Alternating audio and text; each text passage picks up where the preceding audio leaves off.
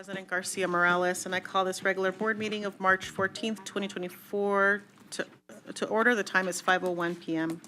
I'd like to remind everybody to please silence their electronic devices. We acknowledge the land on which we gather is the territorial homelands of the Nuwu, the Mawapa Band of Paiutes, and the Las Vegas Band of Paiutes. Okay. Before I introduce the Pledge of Allegiance, I want to acknowledge our students who are here from Western High School, ROTC, Cadet Colonel Iris Martinez, Cadet Lieutenant Colonel Leslie Aleman Muro, Cadet Major Kingston Smith, Cadet Majors Colby Sullivan, Master Sergeant Marcus Johnson, Aerospace Science Instructor. Please stand.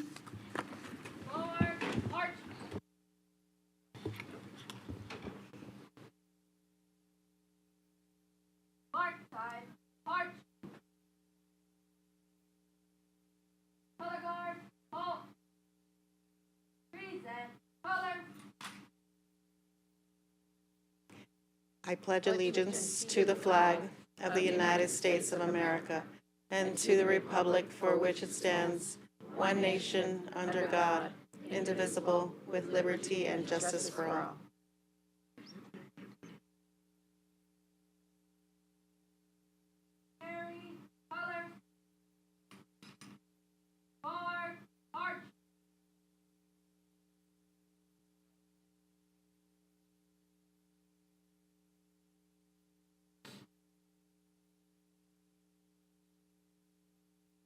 Excellent work. Thank you, students. Thank you, everyone.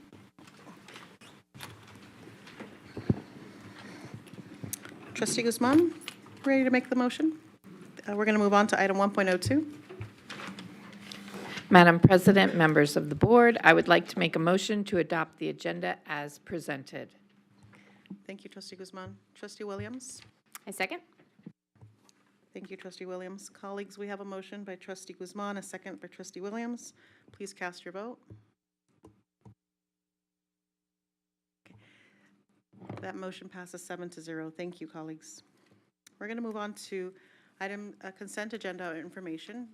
Before I open the consent agenda, if there's anybody in the audience who has not had a chance to complete a yellow public speaker card, please do so now. Okay. We'll begin with individuals who signed up in advance. Mr. Bayless?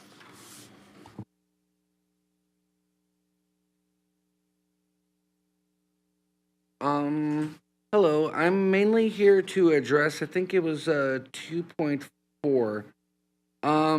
So we're going to be renewing our contract. My argument is, since we have a non-compete through the whole city, and they kind of helped compete when they helped Jara get his job back, and kind of one would argue they cost us $250,000 already. So I think we should probably say no on that. Just putting that out there, because if our whole city has a non-compete as far as all of our lawyers and our world of that, one could say that they violated their own non-compete, which would be direct should say no already. So if they're not complying with their own rules of that they comply to, then they should probably not be here if they don't want to listen. Just saying. You have a good one. 2.04 is a renewal of engagement of independent financial auditors, separate from counsel for the district and/or the board. Okay. All right. We're going to move on to individuals who signed up, submitting yellow cards. Christian Cepedes. Cepudes. Is Christian present? Come on up, please. Please state your name for the record. Good evening, ladies and gentlemen. My name is Christian Cespedes, and I'm with District Council 16, and I'm here to comment on tonight's consent agenda, item number 21.4, and in hopes that it gets pulled from tonight's approval. It has come to our attention that Vegas Custom Glass, a Division A subcontractor on Martins Harris subcontractor list, and that they submitted a bid that they neglected to capture all of the colored glass as well all of the conduit intrusions for the aluminum storefront, making it an artificially the lowest bid. This mistake of $80,000 to $100,000 will in turn be made up in change orders, thereby driving the cost of the project. So I'm requesting tonight that you pull item 21.4 from tonight's consent agenda and that you reject all of the bids that include Vegas Custom Glass as the glazing contractor for the project. Thank you.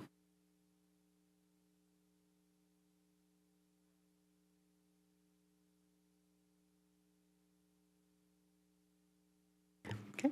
Oh, that concludes public comments on item 2.022, on item 2. All right, colleagues, that concludes public comment. I am now seeking a motion. Trustee Guzman? I move to accept the consent agenda. Thank you, Trustee Guzman. Trustee Williams? A second? Thank you, Trustee Williams. Colleagues, we have a motion by Trustee Guzman, a second by Trustee Williams. Please cast your vote.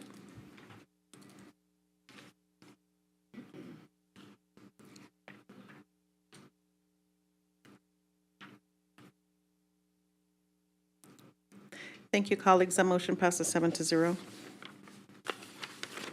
Trustee Guzman, please read the warrants for us. Thank you, President Garcia Morales. Ratified warrants is listed in the bills payable transmittal and board memorandum number 13-23-24 in the total amount of $299,978,837.09. Thank you, Trustee Guzman. Okay, we're going to move on to item 3.01. This is the Teachers Health Trust update. Presentation and discussion regarding the state of the Teachers Health Trust as required per section 12, 10, 11 of the Memorandum of Agreement between the Clark County School District of Clark County Education Association regarding the negotiated agreement for 2021-22 and 22-23 school years. This is not an action item, colleagues. However, I do want to share just some brief background. The Board of Trustees in 2021 made a significant loan to the Teachers Health Trust. At the time, they requested funding in order to help it stay solvent. And in exchange, we requested various things. One, a payback date and presentation to ensure that the resources, the THT, the Teachers Health Trust, would not be in this position again. We care deeply about our educators and the benefits that they receive. And although this is, the THT is not our, we have no ownership over THT. This is the program THT is run by the organization. You'll hear more about it here in a minute. It is a benefit that's provided to our educators or licensed educational professionals. And you'll learn a little bit more about that, but I want to be clear that this is an item that is a requirement of THT, and I'm very grateful that they're here again today to provide us additional information about an annual update on their audit.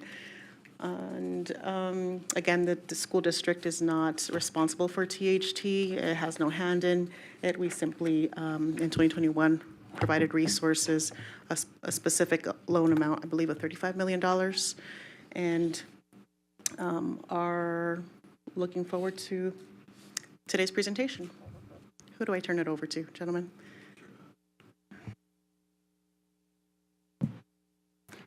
Good evening, trustees. My name is Andrew Helms. I'm the Chief Financial Officer for Teachers Health Trust, and today I'll be presenting to you the 2023 fiscal year audit results. For this audit, we partnered with a firm new to Teachers Health Trust, Holdsworth Russo & Company.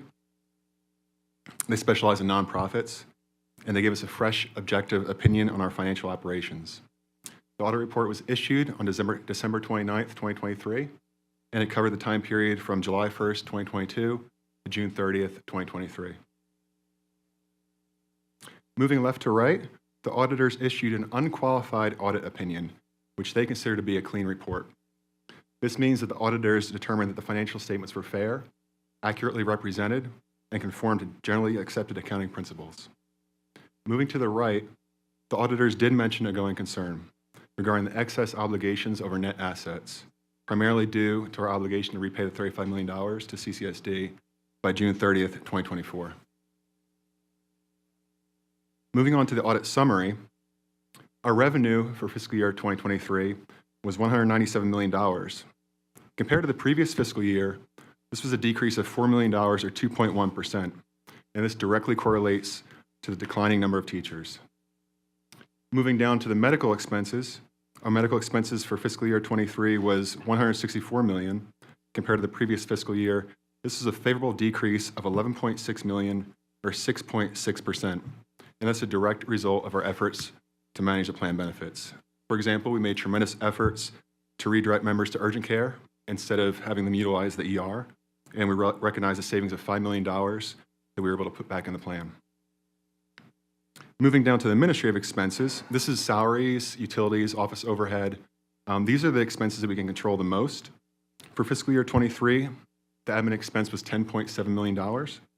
Compared to the previous fiscal year, this was an incredible decrease of $2.9 million or 21.1%.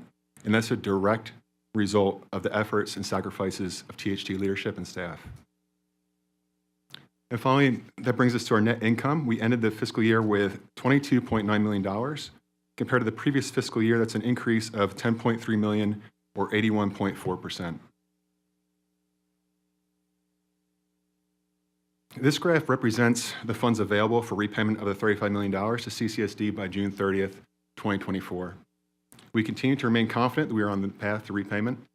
Even though fiscal year 2023 ended in June, we wanted to provide current financial data. As of January of this year, we recognized the retro revenue once the negotiations concluded between CCSD and CCEA. As a result, we currently have approximately $40.6 million available to repay the $35 million debt.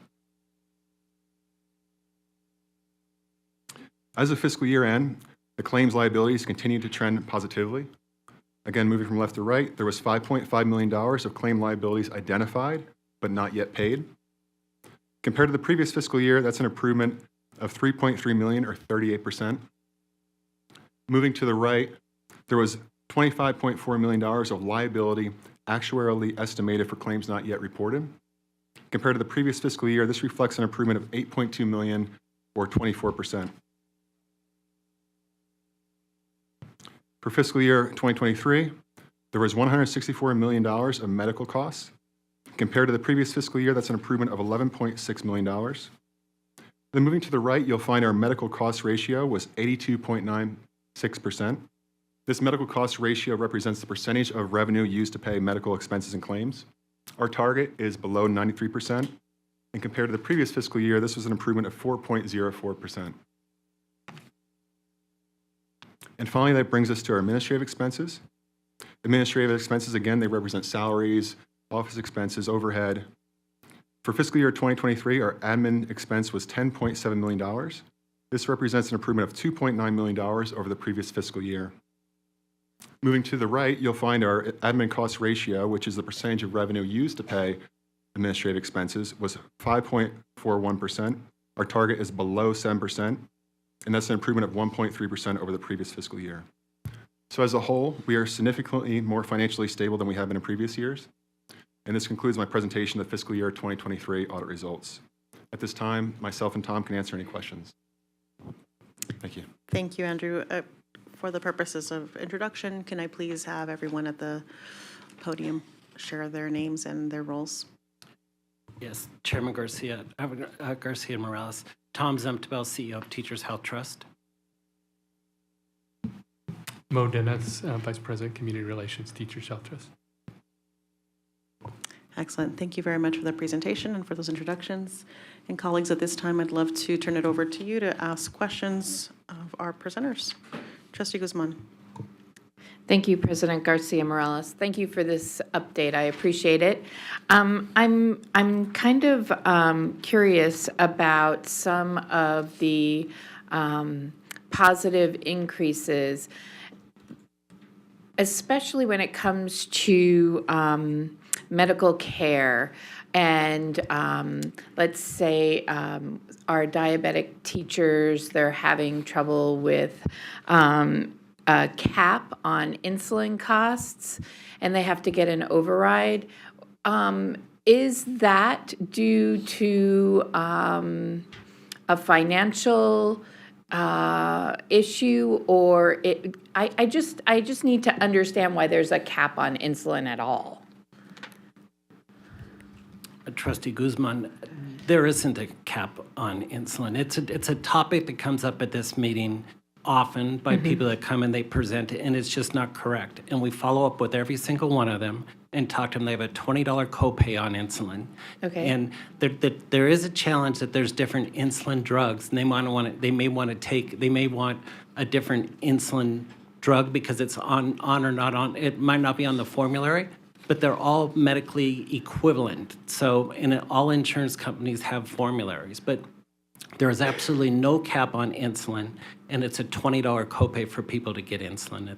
It's actually $20 for the supplies. The insulin is covered at no charge. So there's no barriers to insulin on this plan.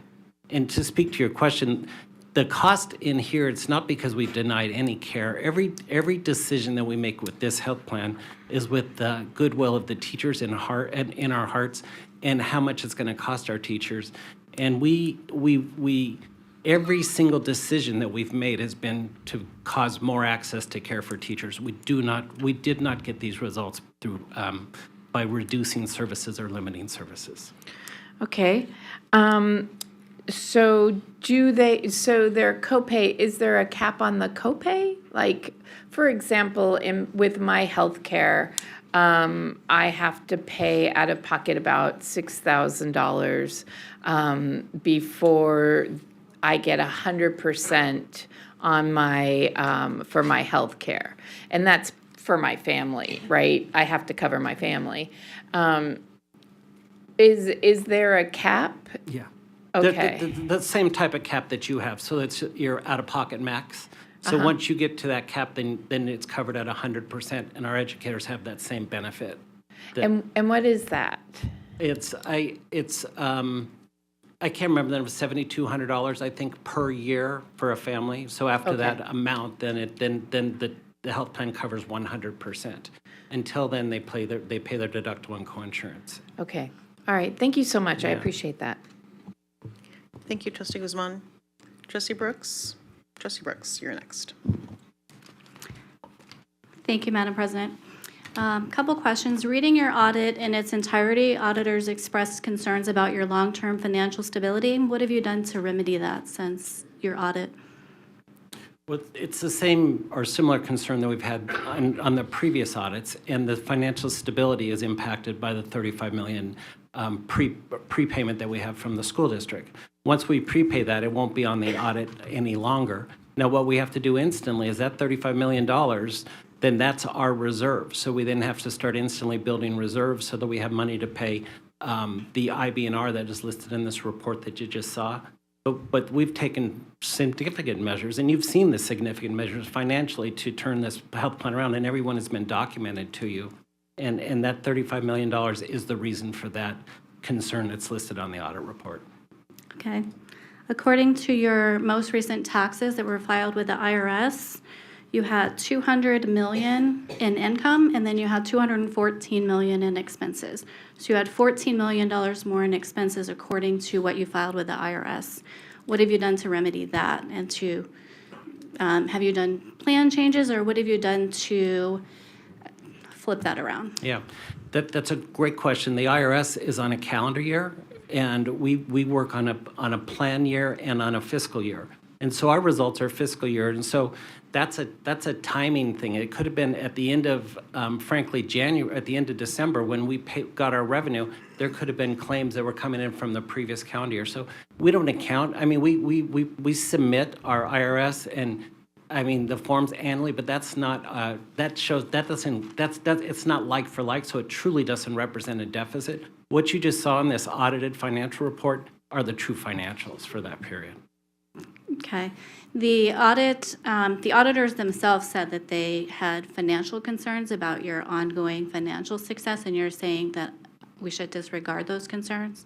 No, I'm not saying to disregard it. That they pointed them out in the audit, and as the $35 million loan that we need to pay off. Okay. But you are on track to pay the loan, which is due in 3 months? That's correct. Okay. Thank you. Appreciate it. Thank you, Trustee Brooks. Trustee Bustamante Adams?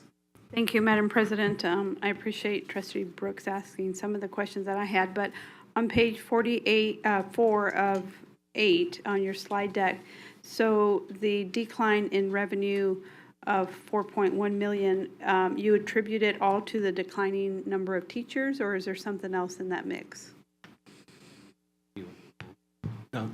Andrew Helms, Chief Financial Officer. So that's directly related to the declining number of teachers, because the less teachers we have, the less contributions we receive, and that's our sole source of revenue. And then my other question is then, what is the number of teachers that you have within the trust fund? I believe currently the count is around 16,500, or closer to 17,000 probably at this point. Thank you. That's all the questions I have. Thank you, Trustee Bustamante Adams. Trustee Zamora? Thank you, Madam President. Thank you for the presentation. Going back to what Trustee Guzman said, I wanted to clarify, because I know that the insulin topic is a huge topic that we hear a lot all the time in the board meeting anywhere, right? When we're walking down the street, it's a conversation. So to get an understanding, what you're saying is that sometimes the insulin that the teachers are requesting is not under your, contract? So they have to go with a different brand? That's correct, and I only said that to make sure that everything is on the table. But it's not. This is not. Anybody that says that they have an insulin problem, we truly go and we talk to every single one, and there's no financial barriers to insulin. It's a reoccurring narrative, right, that we keep trying to help people to understand. People choose to come up here and say it, then we'll go look at their record, and they don't even have insulin. They're not even a diabetic, and they come up here and they testify and they say that to you. It becomes the issue that they do on a reoccurring basis. We're happy. We would love to come and present to you anytime, show you our exact insulin benefit, show you how it's utilized, and talk to you about the pharmacies and all the details. Our insulin benefit is better. It's as good or better than any insulin benefit in town. And so it's an unfair accusation that these people continue to make about the health plan. It's truly dishonest and it's unfair.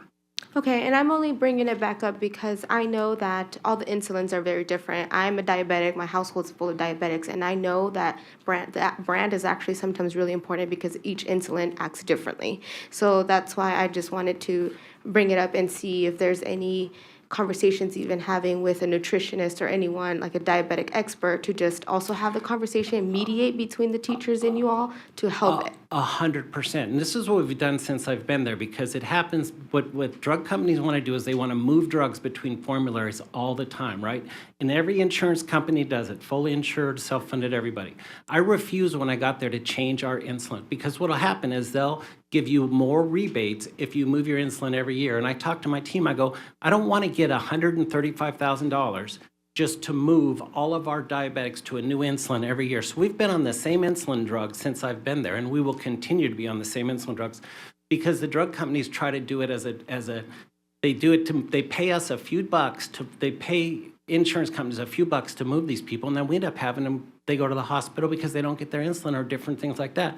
So I'm very proud of the way we've managed insulin, and nobody that I'm aware of does what we've done as far as refusing to let the drug companies and the rebates dictate what insulins we use. We haven't been a yo-yo with the insulins at all. So again, I'm very proud of the way that we've managed the insulins. Okay, is there a way that there could be like a one-pager with like be frequently very asked happy. questions for, the insulin, and then a contact information? I think that would be helpful for all of the Yeah, teachers. we would do that. We would meet, we would come here and present, we would have a seminar on it, we would meet with every endocrinologist in the city, which we do. We are not afraid of this issue because we really do it with the teachers in mind. And I'm only bringing it up because folks are not here present, but they're probably online listening, and I just want to make sure that there's that connection.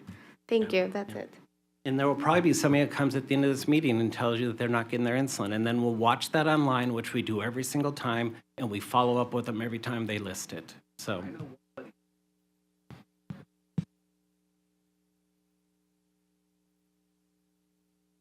Thank you. Okay, we're going to move on to Trustee Cavazos. Thank you, Madam President. Thank you, gentlemen, for this presentation. Especially pleased about, as far as the improvement in administrative costs. Hope that's a trend that we see continuing. I just saw this is a constituent question, and it's from the relative of one of our teachers.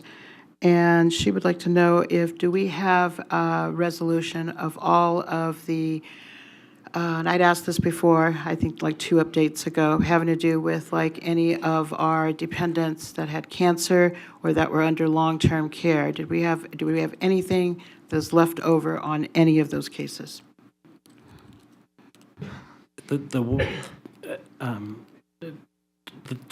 Trustee Cavasso, the way that I'm hearing that question is there any outstanding balance with any of the community providers for cancer or for anything?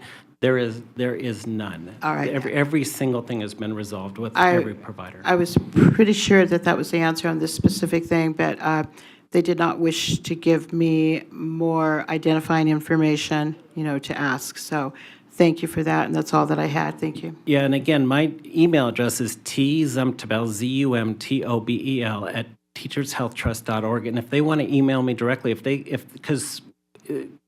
if somebody thinks they're having a problem, then we need to talk to them and make sure that it's corrected. But we don't have any providers out there that has an outstanding balance from the previous administration. Thank you.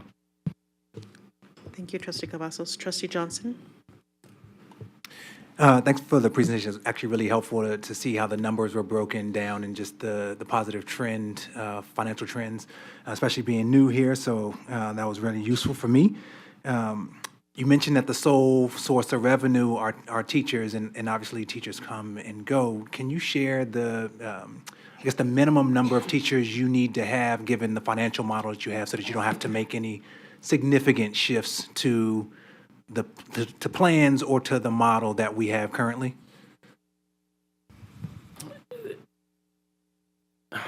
Trustee Johnson, there's not a minimum necessarily.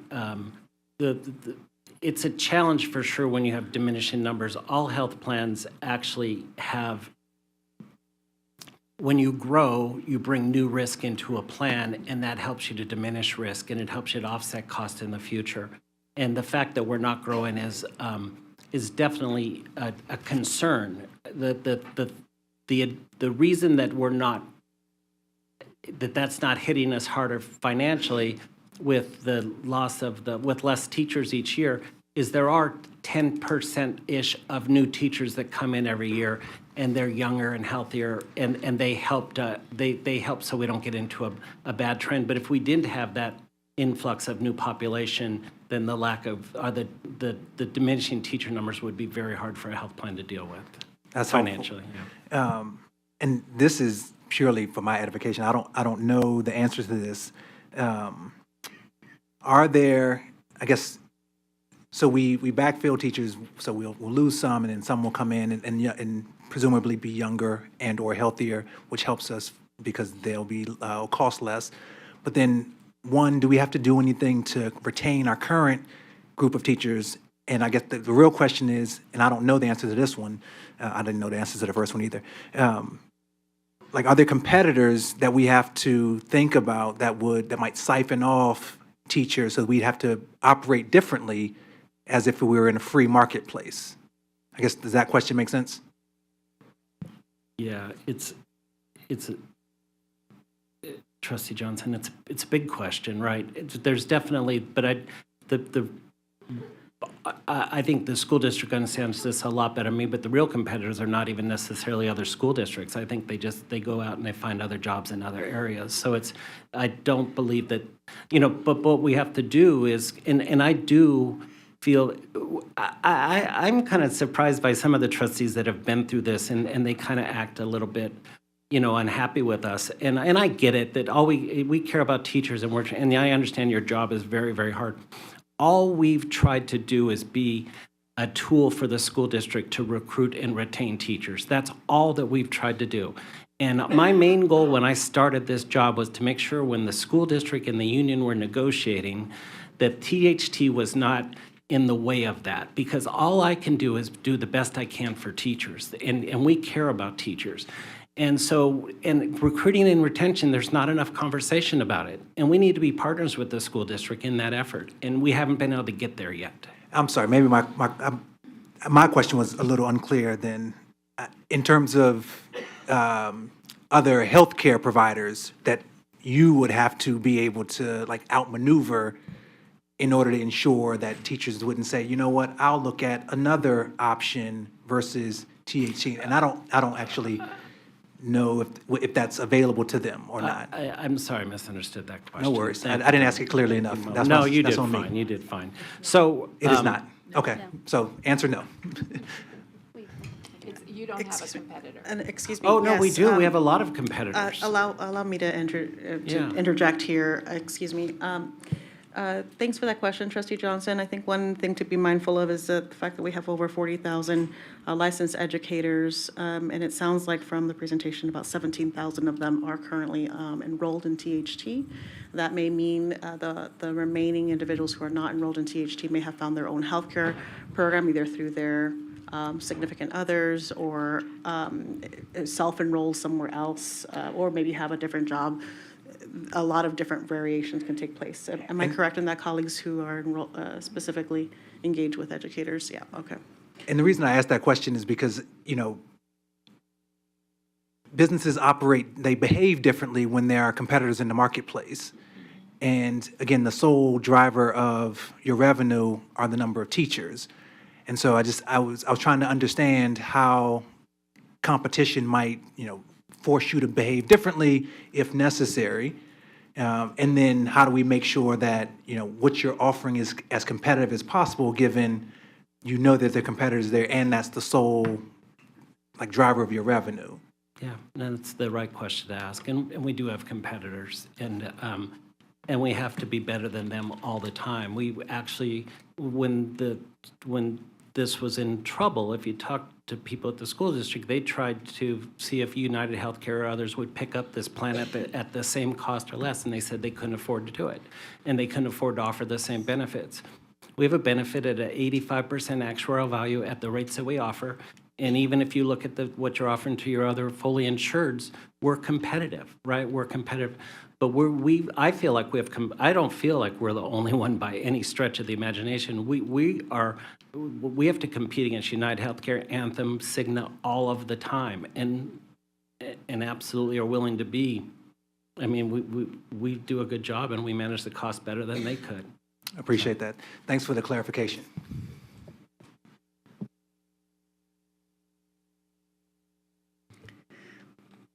Trustee Williams? Thank you, Madam President. Thank you guys for the presentation. I know it can't be easy to where there was once 7 of us, now there's 11. So having all those eyes on you and some not necessarily knowing the historical context can be very difficult. So I appreciate your bravery coming here and kind of getting grilled by the trustees all the time, but I appreciate at least the CEO always coming, because I think it shows a level of transparency that we don't often see inside this district and many other companies. So appreciate that. I do have a couple questions. You mentioned after you pay back the $35 million that you have at that time you are going to build up your reserves. What does your projected timeline for your reserves? Did I say reserves? Reserves, I apologize, for that. And then what's the number that you're looking for to hold inside your reserves? So for our reserves, we want to always make sure that we have enough to cover our IBNR. So currently our IBNR is around $30 million. So as soon as we repay that $35 million, we're back to building back up to that $30 million. How long it's going to take? That depends on our net income. It depends on how much we're able to put away each month.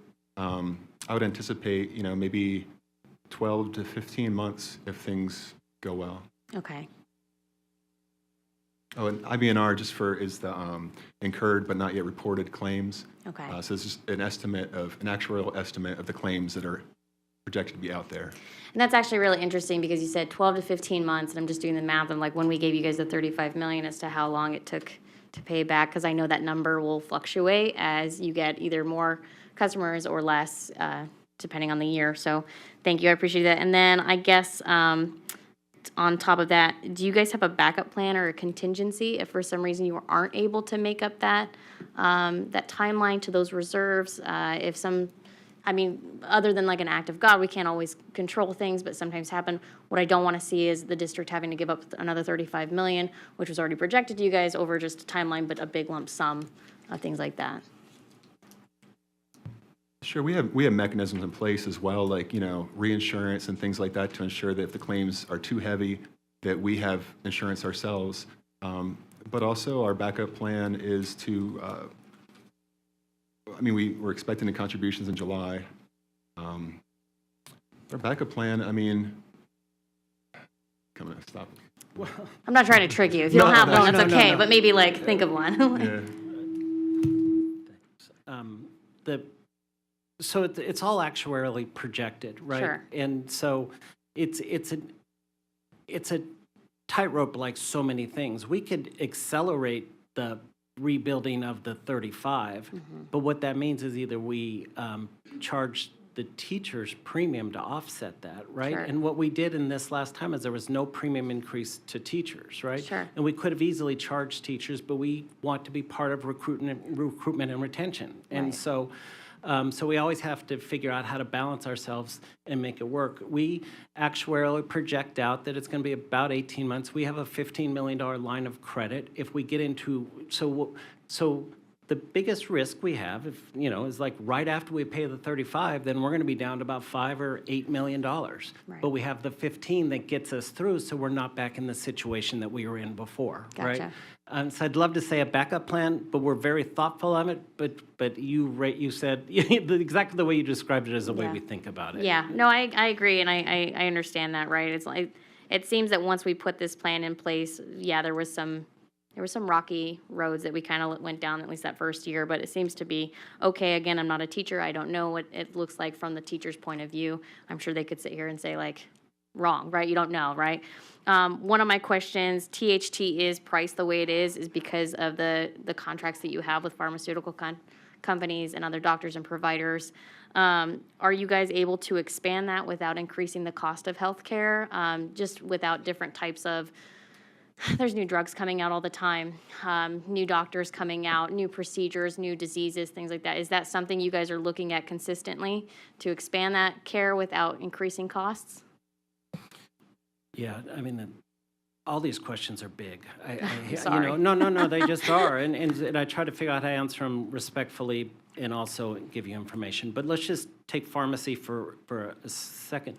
Pharmacy is just so hard because of specialty med costs, right? Sure. The generics and the brands, all those costs are well managed. We have, what we did a couple years ago is we moved to a CVS network with some of the community pharmacies, but Walgreens is not preferred. So that gave us some extra discount. We're not going to do additionally narrowing, and I don't think by adding Walgreens back on that there's enough access that it would be worth the money that we would lose in discounts to do that.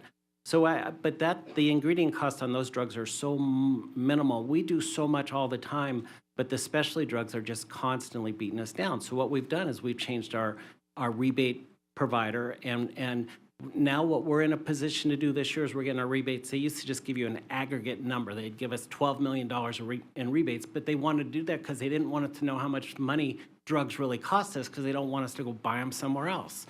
And so we got it now. They give them by the NDC code. I don't know what the NDC code is, National Drug something code, right? But we're going to know individually how much it costs us for every drug, and it's going to give us a chance to do 340B, which is significantly discount either through hospitals and through federally qualified health centers. That will be, so we're always trying to figure out how to stay ahead of it. Sure. So there's not going to be an expansion. What we are going to do, and I'll make this quick, we are rolling out this year, we have to have our board approve it, we call it a health investment program. Rolling out primary care, maternity, mature maternity care for women. There's just not enough care for mature women's needs, and we're also doing behavioral health, and we're doing peds. It can be $1, zero copays, and it's going to be, and my board has to approve it, but I expect that they will, right? But the most important thing is it's going to direct to providers that are on our team that are going to actually care coordinate with other providers. And we'll still have the full network. There'll still be the 2,000 doctors that are in this market, but there'll be a couple hundred that are on this smaller group that people can go to and have the hospitals and the doctors engaged in a different way. So we're trying to fix it different. Instead of going narrow or bigger, we're trying to get both options. So you have a narrow option if you want to go to these preferred value doctors, or you can still go to everybody. Yeah. So. Awesome. I appreciate your answers, and thank you again for the presentation. Thank you. Thank you, Trustee Williams. Trustee Cavazos? I'd like to defer, Madam President, to the trustees who have not had a chance to speak yet, and you kind of cycle back to me. Thank you. I appreciate that. I'm going to move on to Trustee Sparsa-Strophigan.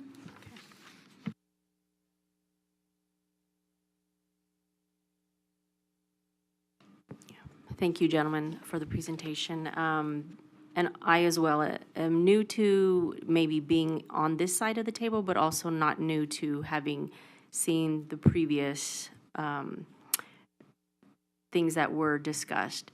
So I want to focus on the success of how you were able. I'm not talking the financial side, but you mentioned something about the individuals were redirected from urgent care they were redirected to urgent care instead of going to the ER.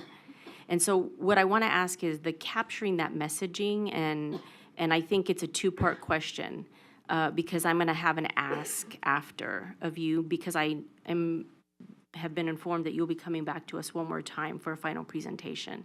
So what was the success of, what made that difference in the messaging for that specifically? It was many things, right? But the most significant was making sure that doing our best, because it's hard to get educators that don't have time to open their email, honestly, to know, so we communicate in a lot of different ways. But it was a campaign that was very specifically around urgent care and the $30 copay that they had at urgent care, but then the $30 copay for dispatch health, which is a home-based urgent care that's been remarkable for our educators. They've been knocking the cover off the ball. They go to their home, and they're not just regular PA. They do X-rays. They have X-ray equipment. They really can stabilize people at home and make sure they don't have to go to the emergency room, and it's very appropriate care. There's another group called Dr. Rue that does the same thing. And then very, very big was, and it helped with COVID, right? But people were more dialed into telehealth, and they had zero copays to go to telehealth. So we started a new program with our telehealth provider, because it was urgent care or urgent needs telehealth. We started a primary care medical home telehealth, so they can go to the same telehealth doctor each time and build a relationship. A combination of those things were really what did it. Thank you. Yeah. And I think it leads into my ask for consideration is that because the level of customer service really matters, and it's the reason that people are not maybe having the same concerns. So could we have, in addition to, it's not the financial side, but a survey of sorts from your members to talk about their level of service and maybe what's changed and what's different? I think that would be a really interesting side-by-side to look and see what are still some of the pressing issues, if any, or what's been resolved or what's different. So, and maybe that's something you've already done, but just something for consideration. Thank you. Absolutely. We'd be happy to do that. Thank you, Trustee Sparsa-Stroff. Trustee Watson? Thank you, Madam President. Great presentation, gentlemen. Two facts, I just want to make sure I'm clear. The concern was about the $35 million loan that the district gave you, correct? The concern on the audit, correct? Yes. And then just wanted to make sure there's about 17,000, 16,500, whatever the number is, but you have about 40,000 dependents that you have to take care of off that 16,500? That's correct. So our membership is 17,000 and change educators, and then with their total lives or their families, we're right at 34,000 is what the number is, total membership in the health plan. Okay, thank you. Thank you, Trustee Watson. Before I go back to members who have already had a chance to chime in, I want to like to request my colleagues to jump in, if I may jump in first before I turn it over to them. Mr. Zumtebel, congratulations on the reduction of cost and admin. That is incredibly significant number, given that not too long ago, just a couple of years ago, we were here and this number was well over, where was my number at? You know, over $42 million in excess, in deficit. And so I see the admin costs were significant. So congratulations. I'd love to hear more about what you did specifically to help reduce those costs. Chair Morales, I'm glad you zeroed in on the admin costs, because it's really what matters, because it didn't, those are savings that don't take anything away from an educator, and what we had to do was reduce our administrative costs but still maintain a level of service, right? It doesn't do any good if we spend less but they can't get the phone answered or whatever. So there was, when I got there was a remarkable amount of redundancy in vendors, and there was a remarkable amount of redundancy in employees, and there was a lot of employees in the executive level that were overpaid. They were paid way too much money for what they were doing and for what the responsibility was. So right away we had to cut all of those things. We used to have 40-ish employees, and probably 10 of them were executives, and now we're right at 17, and we have 3 or 4 executives, and we have a team of advocates. They were just, I can go through the list, but the bottom line is there were vendors that were doing redundant services, and then when we cut them, it just, and the reason that it was okay is, one, now the team, everybody knows where we're going. They know why we're there, which matters. A vision matters, right? But as important as that is, we put a lot of standard systems in place. And because what was part of the other thing that was wrong with THT before is people could call and get a hold of somebody and get the answer they wanted. And then that feels sometimes like good customer service to people, right? But it's not good because that's not the way it's supposed to work. So we don't make exceptions. And but if somebody has a problem, we'll take it to the appeals committee and we'll change it for everybody. If it's appropriate to be changed, we'll change it for everybody. But we just do not make an exception. We don't make an exception for anybody. It's bad business, and we just won't do it.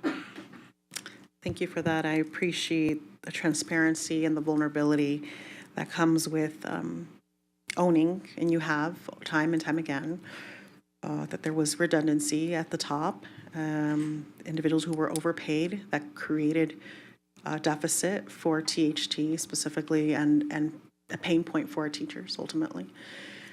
And I think that the pain point for me is while I'm celebrating the success of and the progress towards repaying the resources, to me, this is more than the $35 million that the district owed you. I think this narrative that it has existed, and maybe to some degree has been perpetuated even by some of these conversations, right? You just brought it up today.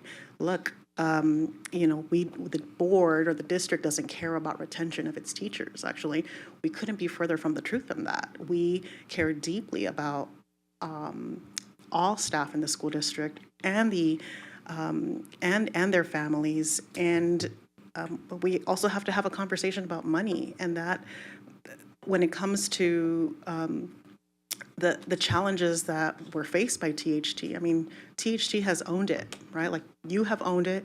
We've owned our piece as well. We've done our best to try to contribute and make things better. And I believe from what I'm hearing you say, things are getting better. My concern is, how do we make sure that we're not in this place again? And I don't want us pointing fingers. It's not a productive place to be at. The board receives pressure from members of the community, our staff, and that's an unfair position that THT, really CCEA, has put us in. CCSD does not oversee THT. CCSD has no board members on THT. We have no interest. We have our own board, that we have to lead and grow, and we're doing that. I struggle with this narrative of you all don't care about the success that your educators, or you need to care more about the retention efforts, and we do. But we also have to have honest conversations about how we even got here, why we're even here in this conversation to begin with. So thank you for owning those pieces. You have over and over and over again. I don't want to be here at the next presentation or in the future to say CCSD is not giving enough of, we're not giving enough, and this is why teachers have to pay more out of their pockets. That's not a fair narrative, and it's a disservice to our educators and their families and everyone else. So I just ask that if we're going to have these conversations about money and about providing quality services to our educators and their staff, that we have honest conversations that are beyond just this boardroom and beyond this space. But this back and forth, it's your fault, it's your fault, it's your fault, actually does not serve anyone, especially the people who serve our school district as employees. So I'm going to leave it at that for now, because I want to celebrate this success that's taking place, and at the same time just call this out. It's not fair for either of us to sit here and point fingers at one another. Tom, I feel like you have something to add to my comments. Thank you. I appreciate your comments, and I appreciate you recognizing that I have something. If I said something a few minutes ago about recruitment and retention, I did not direct that at this board, and I don't think I said it in a way that said, I said we are partners, but that's what we're here for, is to help the school district. So I need to have a relationship with people at the school district, and we do things together. But I understand before, when we were an organization that had failed and that people didn't want to take a risk maybe or whatever, I want to argue that time we've proven ourselves. Now we have to continue to prove ourselves, but we want to be partners in recruitment and retention, and we want to be valuable in recruitment and retention, and that's what I work at hard every day. If I did not in my mind think I was accusing the board of not being a partner, and I apologize if you heard it that way, because that's not at all what I was thinking when that was said. I don't do tit for tat, and as far as money or anything. We are a nonprofit, standalone. We're not CCEA, and that's constant. We've had focus groups, and people, they actually say they don't trust us because they think we're the school district. Everybody has all different opinions about stuff, and we just say, hey, we are just a standalone nonprofit and a board of teachers with community experts now, and we just try to take care of teachers.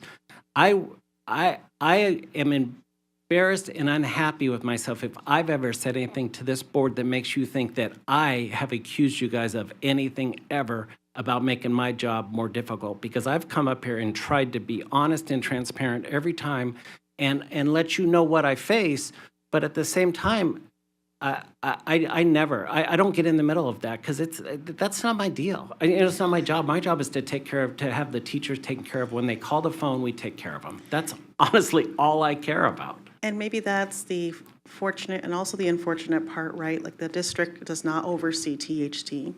I don't believe we have an interest in overseeing, a desire to oversee THT. The other bargaining units have their own process through the contract and negotiated agreements, their own healthcare benefits. Like we don't have this, we've never had this challenge with other bargaining units. And I'm like, well, who's the middleman here? Like there's a middle somewhere here, right? Like there is either CCEA is in the middle or THT is in the middle or the district is in the middle. And I just feel like while we're in a positive space, I don't want to, I think we just need, I'm trying to raise awareness and consciousness that this feels like a relationship with three different wheels, and it may not, it's not healthy. It's not healthy because you get pressure, we get pressure, and it's like, well, we need to do something to make changes to the rates, because just the narrative is something is not sitting well with me here, but I'm gonna just step the only off. pressure that I put on any rates, all I wanted to, and I didn't negotiate, I had nothing to do with know negotiations, that, I'm yeah. not involved, but all I put forth is, I said, I want to have enough money so we don't have to increase the teacher's premium. And that's all I cared about, and that was the only input I had in anything, and that's all I care about. And I'm very happy that you guys got it there. Yeah. Very happy. And the question is, like, how do you ensure that this is for another time, but how do you ensure that the question that I'm going to constantly be having is, well, how do you make sure that it continues to be affordable for our educators? How do you ensure that we're not in this situation again? Because while we do celebrate the wins, right, we still also have to say, how do we, like the district does not want to be in the middle of offering $35 million every, 5 to 6 years because of mismanagement of an organization, right? Like we don't want you to be in that situation either. And I feel strongly that we're in a place together that because what it takes is relationships, transparency, and communication. And I don't think a lot of that occurred potentially before, right? And a lot of the things that the MOA put in place that we do on a regular basis, it's just all good business. And we're just going to continue to do it. There's good reasons to do it. It's accountability. We actually strive for accountability. And, one of the main reasons that I fight so hard, besides the fact that it's money that doesn't come out of benefits, to cut our administrative costs and to be efficient with our administrative costs, I'm trying to get the community to be efficient with our health care. It's a battle, and that's the reason that I don't come up here and act, and I hope you don't think I do, but that I don't act like arrogant, like we did something, because there's such hard work out there to get the health care, and there's people out there, there's behavior that is inappropriate and people get bounced around by providers all the time, some of it on purpose, some of it because the system's just broken. And that's why we're trying to rebuild the credibility of THT, and why we're talking about this health investment, so we can get people in the hands of doctors so they don't get bounced around. It's work. Yeah, well, I appreciate that work and that effort. The relationship here has been, because of the bargaining unit, THT is involved, right? CCSD did not specifically choose THT. The bargaining unit, CCEA in this case, chose THT to continue to provide services. So I think that part of the conversation also cannot be swept under the rug. It is not CCSD involved in a contract or an agreement with THT. There's CCSD chose THT in the beginning, right? They caused it to happen in the very beginning. They needed an alternative because health plans were too expensive. The fully insured were too expensive, so they created a self-funded nonprofit. That's why we brag about that 5.41, because that 5.41, that's administrative costs. If you go to a fully insured, you're going to have 10% administrative costs, and they're going to have profit on top of that. But that's why it was created, because the fully insured were too expensive. And the school district and the union created it together because they didn't have any alternatives that were affordable. I do want to, just to put a note in the record for those bylaws, if they exist, because I'd love to be able to see how how CCSD, historically, how CCSD was involved. And if we were involved, whether we were part of the board, and to my knowledge, at least, CCSD is not currently part of the board, and we are not, it is, anything that's negotiated with the teachers' union goes to the teachers' union, not, the board approves it, of course, but it's not, the CCSD does not say you have to do this one insurance company. I'm going to move on to my colleagues. Tom, because I don't want us to have a one-on-one conversation in front of everyone, and would certainly appreciate your willingness to have that piece. Trustee Cavazos. Thank you, Madam President. Thank you for that extended answer and extended discussion, and President Garcia Morales' questions, and I think that a lot of good points were made in that discussion. Trustee Ramona Esparza-Stoffergen, of course, made me think of other questions here. I appreciated the message and your reply having to do with how the messaging was done about the urgent care, because that was going to be one of my questions about possibly doing the side-by-side. So respectfully, I will tell you that I, as a private practitioner, I do have trouble finding mental health practitioners for the number of requests that come in that do take THT. You just answered part of my question just a moment ago, Tom, as far as not having members bounced around. Possibly for a future update, would we be able to get any numbers pertaining to the numbers of drop and add numbers for, providers in the different categories? The ones that I hear about the most often are primary care. And I know that it's very difficult, myself having been through that in the past, that you establish, a relationship. And I'm so glad to hear that besides talking about just numbers, we're talking about the human component. That's difficult for somebody to have their primary care provider drop, and they've established a relationship, then they have to start with a new one. And then also going to the specialists, the mental health professionals, especially with the dependents, with the children, because I work a lot with children and teens. And so I get a lot of, requests for that, and then I try my best, to find somebody that I can recommend. So is that something that maybe for the future that you guys are working on to bring those numbers down? Do we know why so many providers are dropping THT? And I say that respectfully because I don't know the answer. Trustee Cavazos would be happy to provide those numbers. They will be single digits that doctors that are terminating. There are some behavioral health docs, and you know this as well as anybody, that are leaving because they go to cash practice, right? They're going, but they don't leave THT. They leave basically. They can make more money just having cash practices versus doing a contracted practice. But I'd be happy to provide that report and show you. The doctors leave, they either are retiring, they leave the community, they move over to another practice. We have a very, very small amount of doctors that are leaving THT because we have the network, is the show network. We have the exact same network as the MGM Grand, as Caesars Entertainment, as PEB. We're not a single network. They can't just leave us. They have to leave all of them. And so it just doesn't occur the way, but if it could feel like it to a member, right? It could feel like if their doctor retires, they think they leave. There's reasons that it might, but it will truly be single digits, the number of doctors that are terminating a contract because they don't want to be on our network any longer. Thank you, sir. I really appreciate that. And so if we could see those, that would be, as you said before, a lot of times they're not leaving because they're just leaving THT, but they're leaving all of the contracted. In the mental health profession, most of the ones that I'm dealing with are young providers. They're in their late 20s or in their 30s, but they have reasons that they are leaving, the insurance area, taking that particular insurance, but they're still on other insurance panels. So if we could get that information. Also, going back to Trustee Esparza-Stoffergen's comments about, the messaging.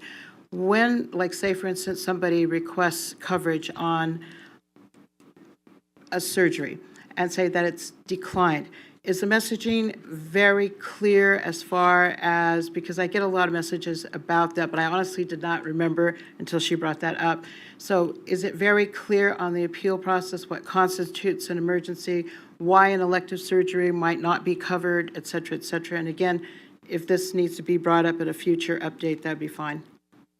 Yeah, and Trustee Cavasso, it's very clear. I would be interested in somebody sharing denials for surgery. We don't deny appropriate surgeries.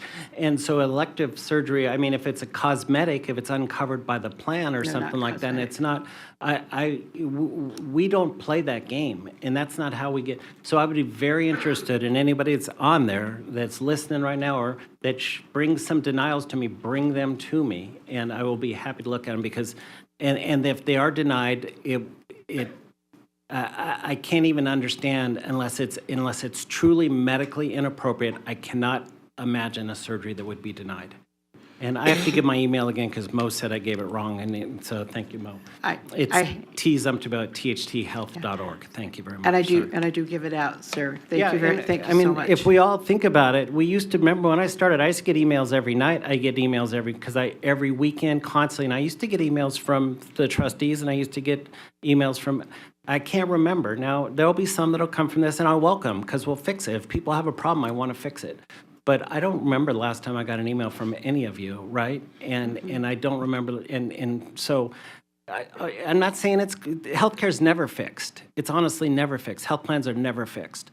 But we really put teachers first in every decision that we make.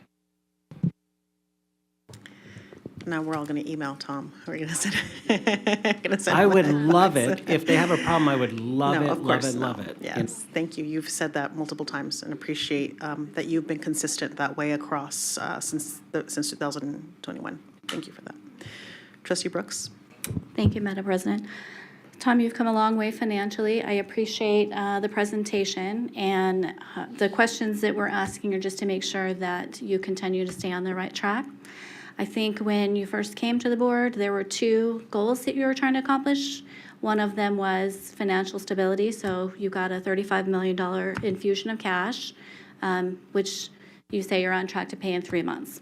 The second one is making sure that your organization has proper financial oversight. Part of the pitch initially was that your board would shift into being better focused on governing properly, and that you were going to shift from a majority board of inexperienced teachers to people who had industry experience, specifically healthcare industry. So what is the composition of your board currently, and do you feel that that's helped your trajectory of your organization? Thank you, Trustee Brooks, for that question also.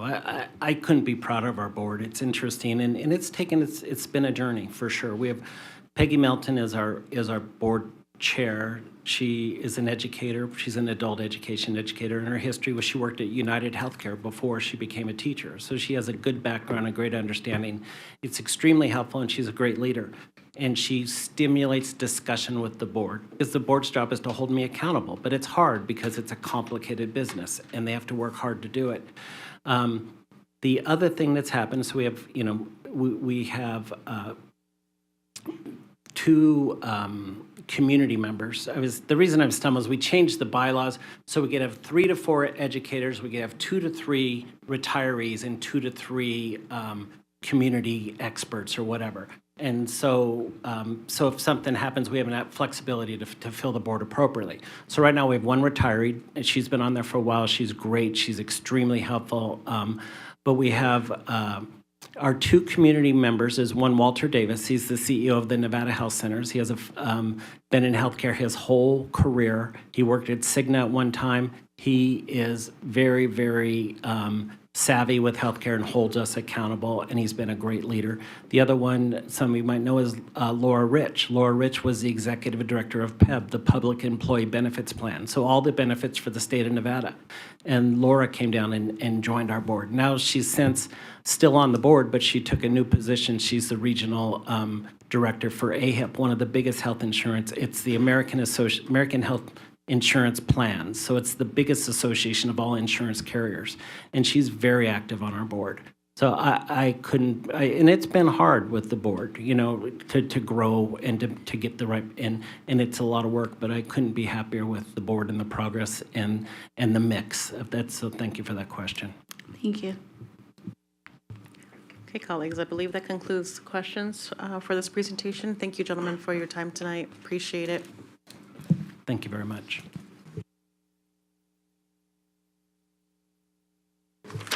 All right, colleagues, we're going to move on to item 3.02. That's a public hearing on and possible approval of the new negotiated agreement of 2023-25 between the Clark County School District and the Police Officers Association of Clark County School District. I'll turn it over. This is a possible action, excuse me, before I turn it over to Mr. Hall. This is an action item, so we, again, the rhythm is here. We'll hear the presentation by Mr. Hall, and then we will take public comments. If anybody would like to speak on this particular item and has not submitted a yellow card, please do so now. Otherwise, once we begin and Mr. Hall begins speaking, then we will no longer take yellow public comment cards. Mr. Hall, welcome. Thank you. Nevada Revised Statute 288.153 requires that any new, extended, or modified collective bargaining agreement between a local government employer and an employee organization be approved by the governing body of the local government employer at a public hearing, and that the chief executive officer of the local government report to the local government the fiscal impact of the agreement. A tentative agreement has been reached regarding the 2023 through 2025 negotiated agreement between Clark County School District, or CCSD, and the Police Officers Association of the Clark County School District, or POA.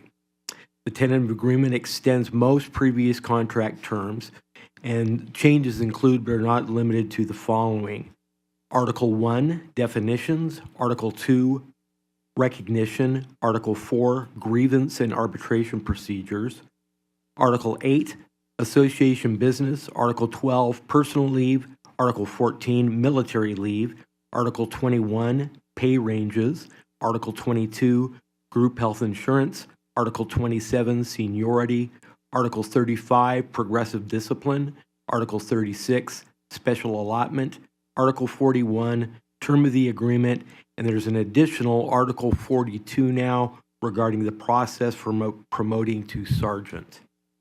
CCSD and POA drafted the new negotiated agreement, which modifies the previous agreement approved by the Board of Trustees on January 27, 2022. The new agreement includes, but is not limited to, the modifications of the following terms. Salaries are raised according to Article 21. Effective July 1st, 2024, CCSD will increase the health insurance contribution by 5%. That is in Article 22. And if you recall, last summer, we entered into a memorandum of agreement with POA, increasing the health benefit for this year by 15%. It was done earlier so that the open enrollment could be taken advantage of by POA. Number 3, the shift bid process is amended. That's in Article 27. Number 4, the term of the agreement is extended for an additional 2 years until June 30th, 2025. That's in Article 41.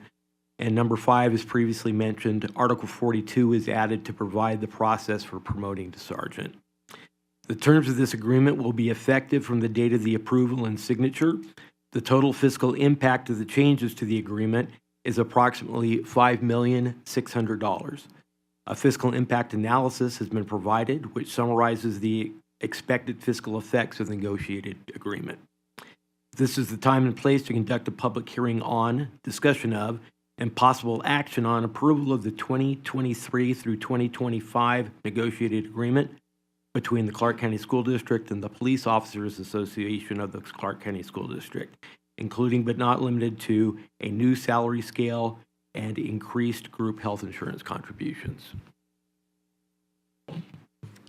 Thank you, Mr. Hall. Colleagues, at this time, I don't have any public comments. However, I welcome colleagues' discussion and a motion. Trustee Williams? I was going to make a motion. Let's do it. Okay.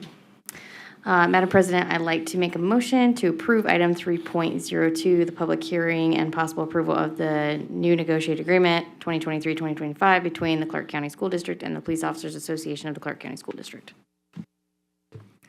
Thank you very much, Trustee Williams. I want to let the record reflect that this public hearing is now closed. We have a motion by Trustee Williams, a second by Trustee Bustamante Adams. Thank you, Madam President. I'd like to second that motion. Thank you, Trustee Bustamante Adams. Colleagues, we have a motion by Trustee Williams, a second by Trustee Bustamante Adams. Please cast your vote.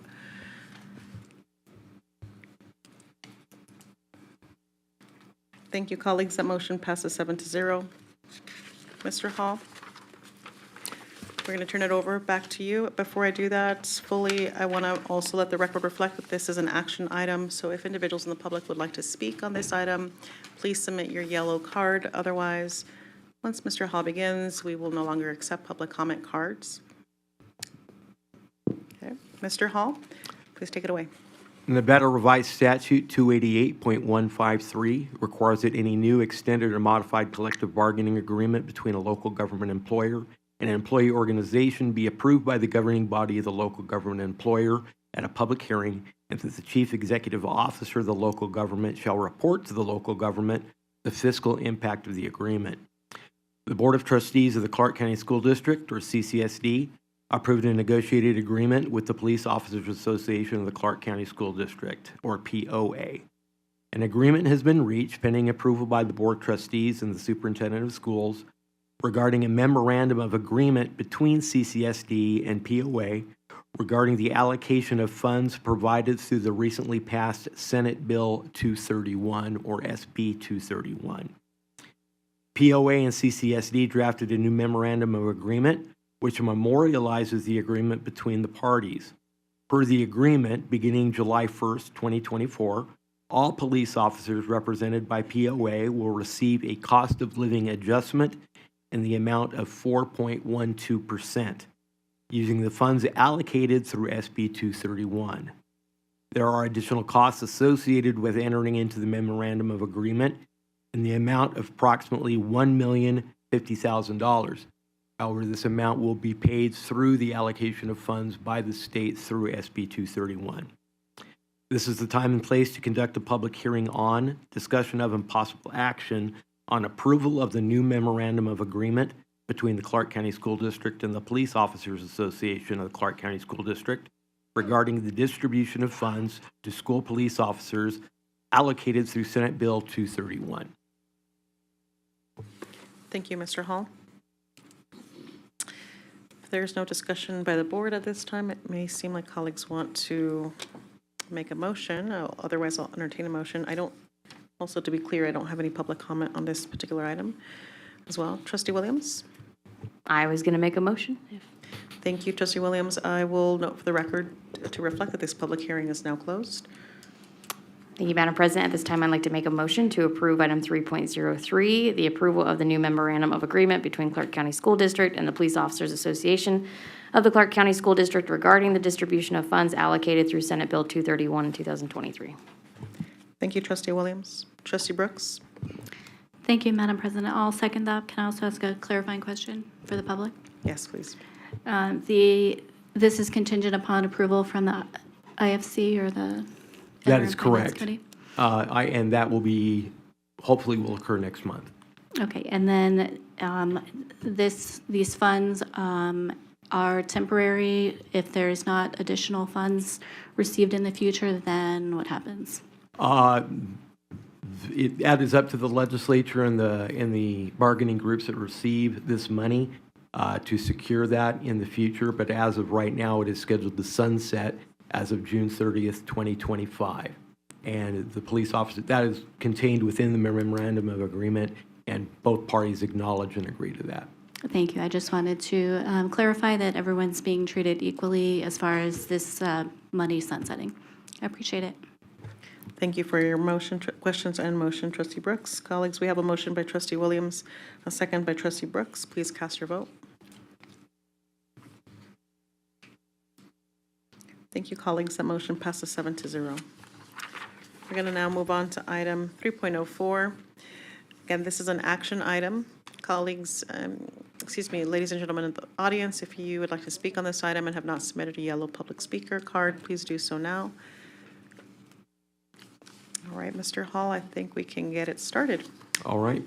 Nevada Revised Statute 288.153 requires that any new, extended, or modified collective bargaining agreement between a local government employer and an employee organization be approved by the governing body of the local government employer at a public hearing, and that the chief executive officer of the local government report to the local government the fiscal impact of the agreement.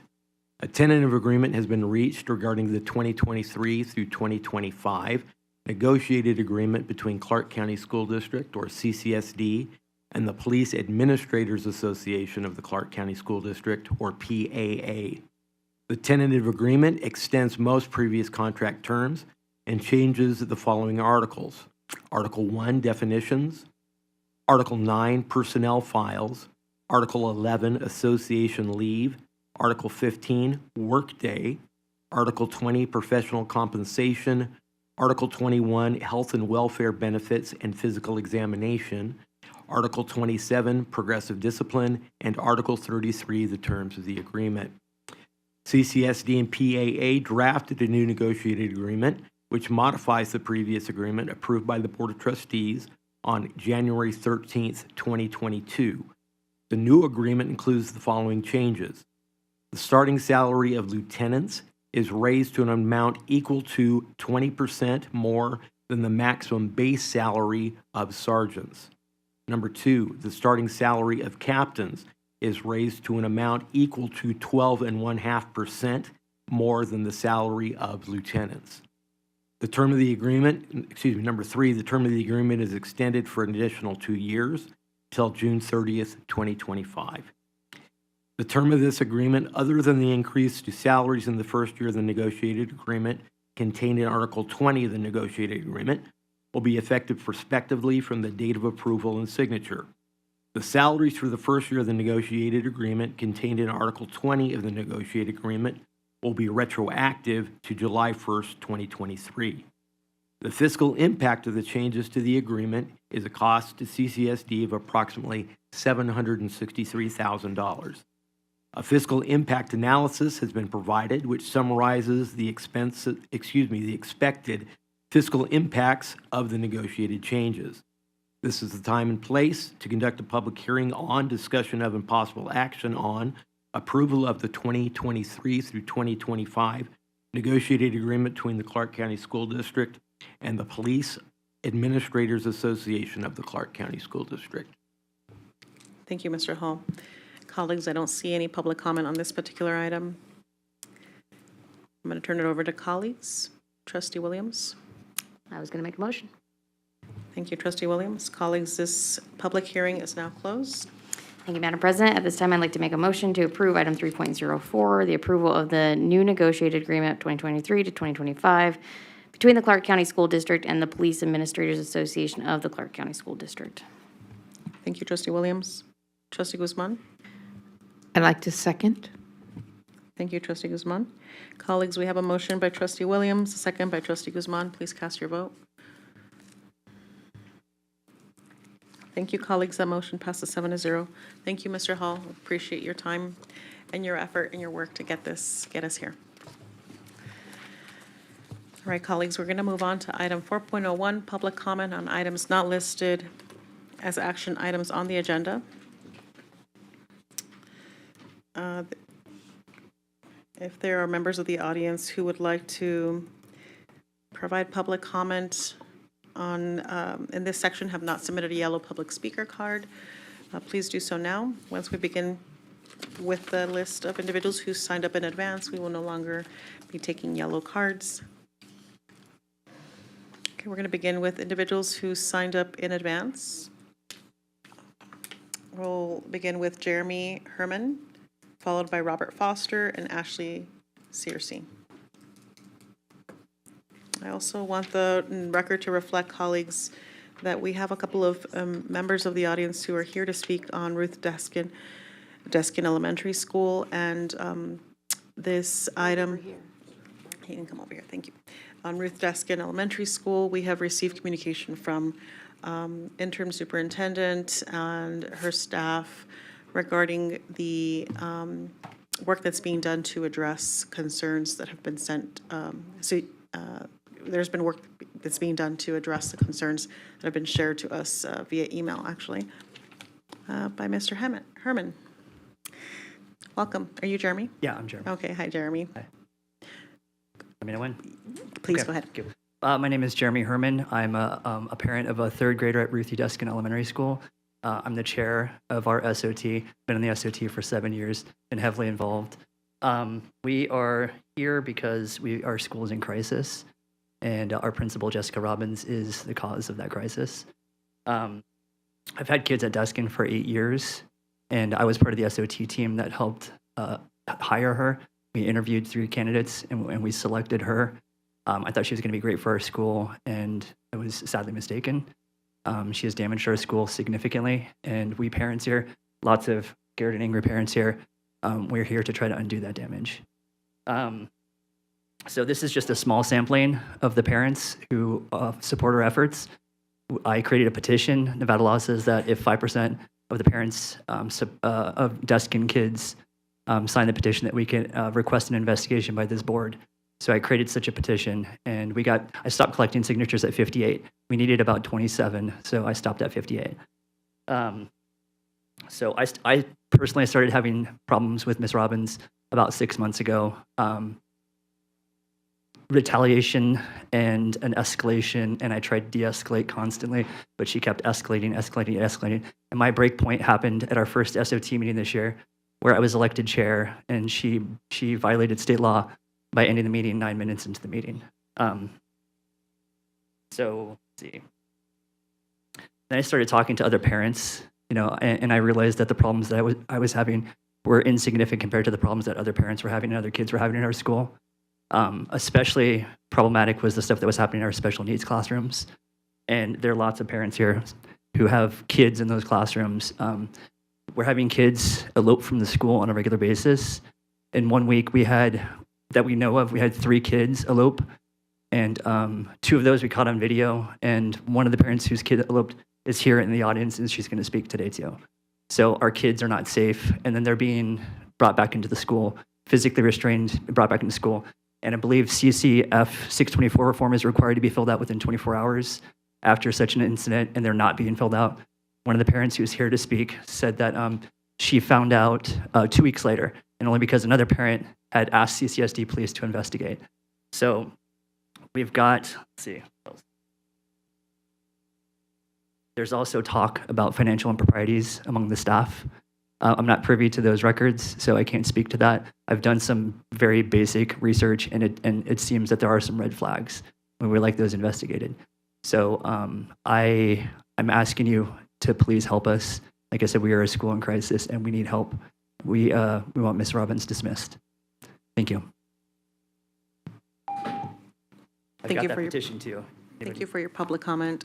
And I just want to be clear that we are not able to, and for anybody else who comes up next, the board is not in a position to discuss or have a dialogue during public comment. However, we'd love to hear your public comment.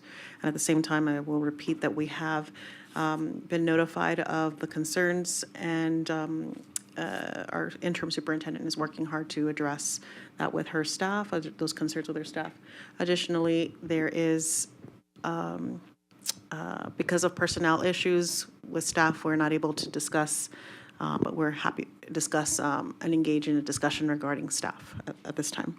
I had Robert Foster, Ashley Searcy, and Andrea Moses. Are they present? Come on up. Who's next? Hi, welcome. Hi, What's your my name? name is Ashley Searcy. Welcome. I am here because I believe that our leadership is failing our students. I have a third grader at Ruthie Duskin, and I've seen multiple safety issues beyond, what's going on with some of the other parents. During the middle of drop-off when school started, I had to put on a construction vest to help move traffic through because it was not officially, there was nobody there with cones or anything moving traffic along safely so the kids aren't running back and forth, across the street between cars. It took me standing in my safety vest And we have amazing crossing guards. They get our kids only so far. We have Cecil, we have Rita, and then we have Tom.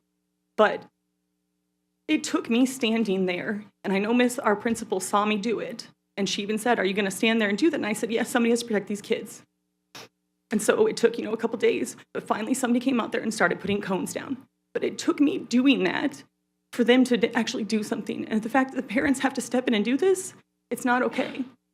I don't feel like parents are welcome to do what we used to do at the school. We used to be able to volunteer, a lot more freely and be way more involved. And I feel like we are shut out. And I don't want to leave after the next 2 years, the school and the way it's going. I think it's going to get worse. And we need as much parent involvement in our school as possible. I've seen these kids grow up from, kindergarten. My other son is in 7th grade. And they all live in the neighborhood across the street. So many students. Another thing with safety is they're working on the playgrounds right now. There have been several incidents, and we included photos of big vehicles and kids walking around them. They got drivers still in the vehicle. It's a safety issue. You can put fences up, but if you have people moving back and forth, you have to plan for those things. And you can't say it's out of your control when people are in there doing the work. If there's students there, you need to get more staff out there. I can't listen to some of these stories and not wonder how this could keep going on and how somebody hasn't stepped up and done something. Their stories are heartbreaking. The fact that some of these kids go home wet with their pants wet or, poop and their pants are all over them. I can remember one time, if they do this daily, one time when I was in 1st grade, I wet my pants. I was sitting in my chair and my teacher would not let me go to the bathroom. And it stays with me. I never forgot that. And I'm 43 years old. So imagine these kids peeing in their pants or having diarrhea and them having to deal with that every day or being so scared to be in their classroom when they're in kindergarten that they're wetting their pants. There's something wrong. Something needs to be done. Thank you. Thank you, Ashley. Andrea, are you present? Amanda Stevens, followed by Amanda Stevens and Heidi Lopez. My name is Andrea Moses. I have a 6-year-old son in the primary autism room. There we go. Better? At Ruth Deskin. My son started at Ruth Deskin in October. There was a discussion right off the bat how he elopes often and some of the special needs he needs, which he also has an IEP for. About 2 months into us going to school, having nothing but great reports, our son's teacher was removed from the classroom, and there is now a parent aide in the classroom. For the last 3 months, my son has begged me not to go to school when he loves school. My son has come home with diarrhea all the way in his shoes. They tell me that there is no outfit provided, but I've provided outfits. They're also denying foods to children. And I'm not sure if you're aware, but autistic children are very specific. They will not eat, period, unless it's something that they're okay with. So children are being denied access to foods they will consume, and it's not due to a peanut allergy or any risk like that to other students, which is concerning. Also, our children aren't allowed to go outside the classroom because there's not anybody capable of handling the 8 children that they have at a time. They eat lunch in their classroom. They don't go out for recess often, and they are shut in that classroom. There are children escaping, which as a parent is probably one of the most hardest things to hear, because we send our children to school to be safe and to be educated and be able to learn in an environment. None of that is happening. I'm actually seeing a huge regression, and it's not happening in my son's resources outside of school. So he is with other teachers and other children, and he's fine. But these behaviors are carrying on. My son, most recently, the last week, has started saying, "Don't hurt me," and flinches because there is violence in the classroom that's not being addressed properly. When you go to administration to address it, you are ignored. I have not been able to get an administrator to talk to me for almost a month now. But come Friday, I had my phone blowing up once somehow they found out I was coming to speak publicly. That's concerning to me. It's almost like an episode out of the movie Mean Girls, frankly. I have considered removing my child from the school. It's unfortunate, and I don't want to do that. I think kindergarten is greatly important, especially for these special needs students that are autistic. They need that structure. They need to learn how to be productive in a classroom, an educational environment. And it's clear that is not happening. And we need help. Something needs to happen. Thank you. Thank you, Andrea. Is Amanda Stevens present? After Amanda, we'll have Heidi Lopez and then Iva Lewis. Hi, my name is Amanda Stevens. I'm a mom of a third grader, kindergarten at Ruthie Dustin. I'm also on the Dustin's SOT board. I come tonight to ask you and beg you to please remove Jessica. She is, she's not helping our kids. Sorry. Our principal, Jessica, has made my life and my kids' life miserable this year. My daughter's kindergarten classroom was violent and chaotic. Yelling, hitting, kicking, cutting with scissors, bullying, spitting, hitting teachers. It terrified my little girl. Her fear made her tinkle her panties. On being scared, she sat in it all day because she thought she was going to get in trouble, which caused her eczema to break out and her to have rashes in her private areas. The kindergarten. This is kindergarten. It's supposed to be fun. It's supposed to make kids love school. But it made my daughter afraid. When I talked to Ms. Robbins about the problem, she said that I needed to sign my daughter up for behavioral therapy. She needs to learn how to deal with anxiety and stress because life is stressful. Kindergarten's not stressful. That's actually her words to me. Kindergarten should be fun and a safe learning environment. I started to talk to other parents about my problems with Ms. Robin, and I realized lots of other parents had problems with her too. When you ask her hard questions, she doesn't like it, and she bullies you. That's what she did to me and to other parents, and she does everything she can to keep us out of the schools. I was in the office 2 weeks ago when I saw a little boy with special needs being dragged back into the school after he escaped. And I am in the office every day, 3 times a day, because of my daughter's 504 plan. My daughter is scared to go to school because she's scared that they're going to drag her into school like that. It's been addressed. I've had hundreds of meetings with Jessica and Miss Scarlett Perryman. All it is retaliation, and I get punished, grounded from going to the lunchroom to have lunch with my children. My third grader, I asked for 2 years to have him evaluated for dyslexia. And I begged to put him back into kindergarten because he was a pandemic kindergarten. He still can't read at a 3rd grade level, and he now has an IEP.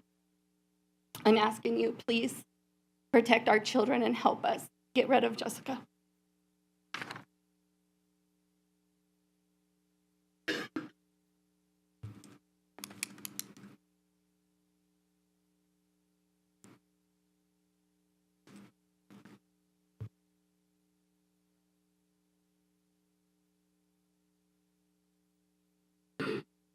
Hi, I'm Heidi Lopez, and I'm coming to you with my concerns and experiences I've had regarding Ruthie Dustin Elementary and its leader, Principal Jessica Robbins, and for her removal as principal. She doesn't take accountability or offer solutions to the issues that are brought to her attention. She lacks the necessary skills and leadership required to hold the position as principal. I have 3 children enrolled with the CCSD since 2020, and we've had a wonderful experience. So our homeschool changed to Ruthie Dustin for the school year of 2023-2024. I have an 8-year-old, a 6-year-old, and a 5-year-old. My 5-year-old is in the primary autism program, and I was able to keep him at our other school due to that. when they moved us over here, I did all the necessary steps as a parent to ensure their smooth transition and had them enrolled in summer school and everything, so they'll be familiar with the school. However, even though I had them registered right when I was told we would change, that didn't happen. They kept from the office being so chaotic to the school itself is in utter chaos. It has been ongoing up until now. My son, he is in room 80, and they have not had a licensed special ed teacher or a behavior specialist at all. They've gone through many teachers, their subs, and then they have left that room with an aide and tried to pass her off as a teacher.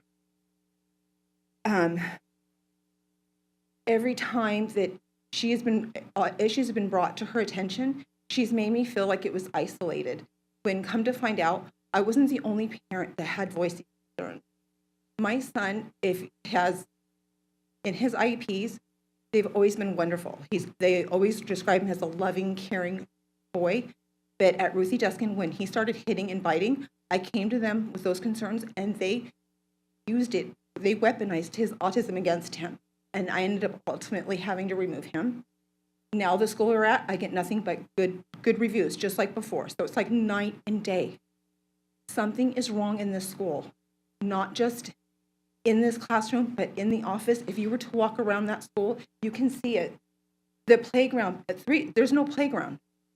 Since when they returned from winter break, their playgrounds were gone, all three of them. And I've sent pictures where the gate was left open, where they had forms where kids can just go in there, to where you have workers. I can't get in those doors. They have a locked door. I have to ring a doorbell.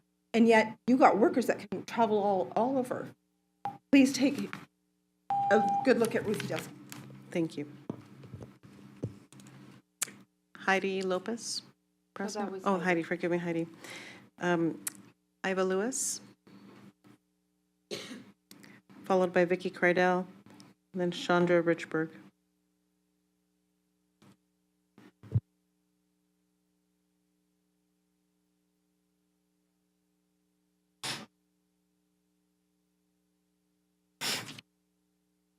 Hi, my name is Iva Lewis. My son is Theo Lewis. He is in the kids' autism program at Ruth Deskin.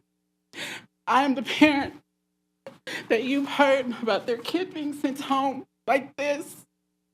Like this. My son has been sent home to me like this.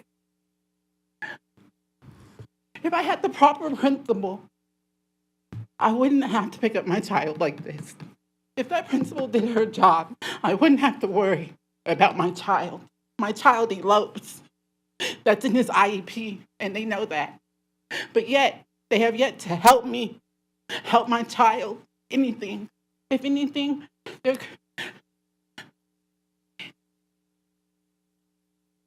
they're using my son's autism against him, and he did not ask to be born that way.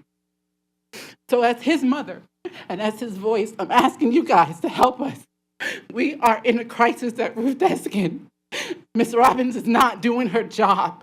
She is making it a mean girl situation at that school where parents are scared to come out. But I ask you, would you want your kid to come home like this?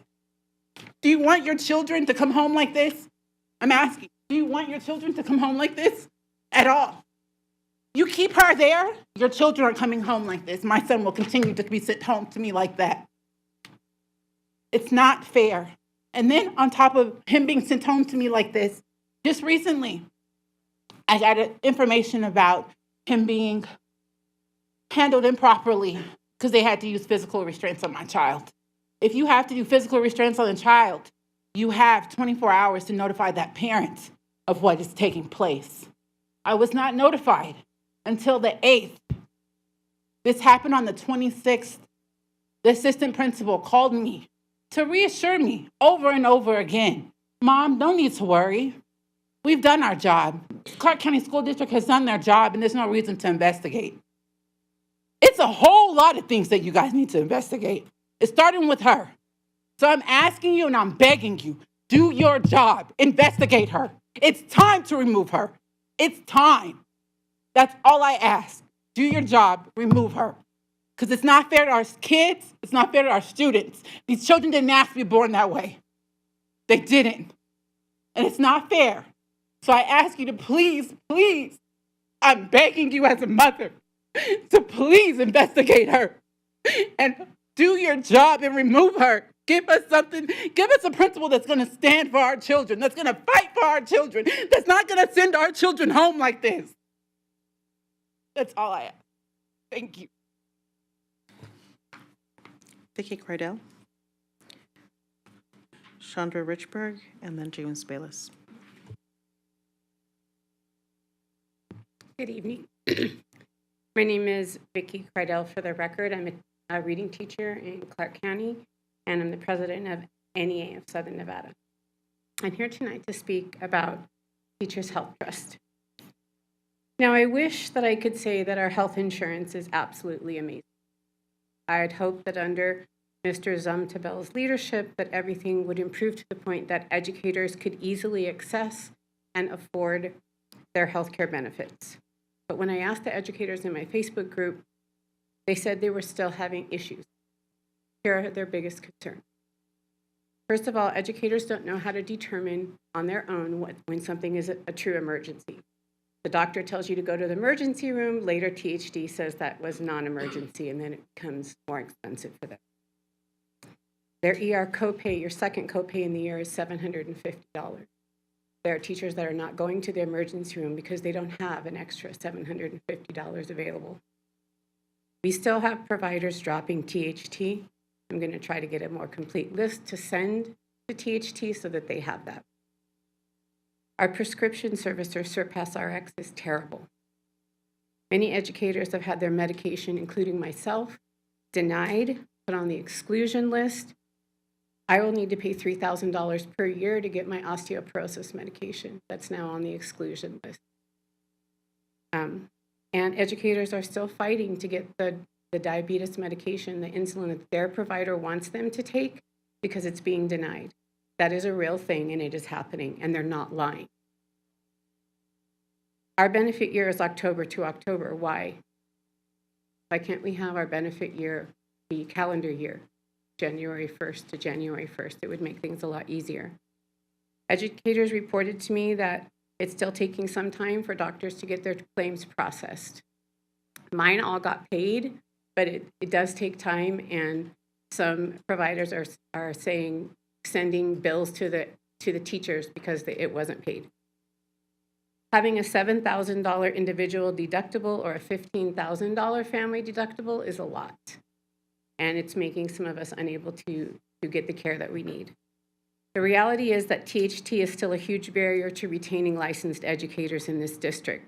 Educators deserve and expect to have good health care benefits when they work here. Even with the changes, many educators do not consider THT to be good health care.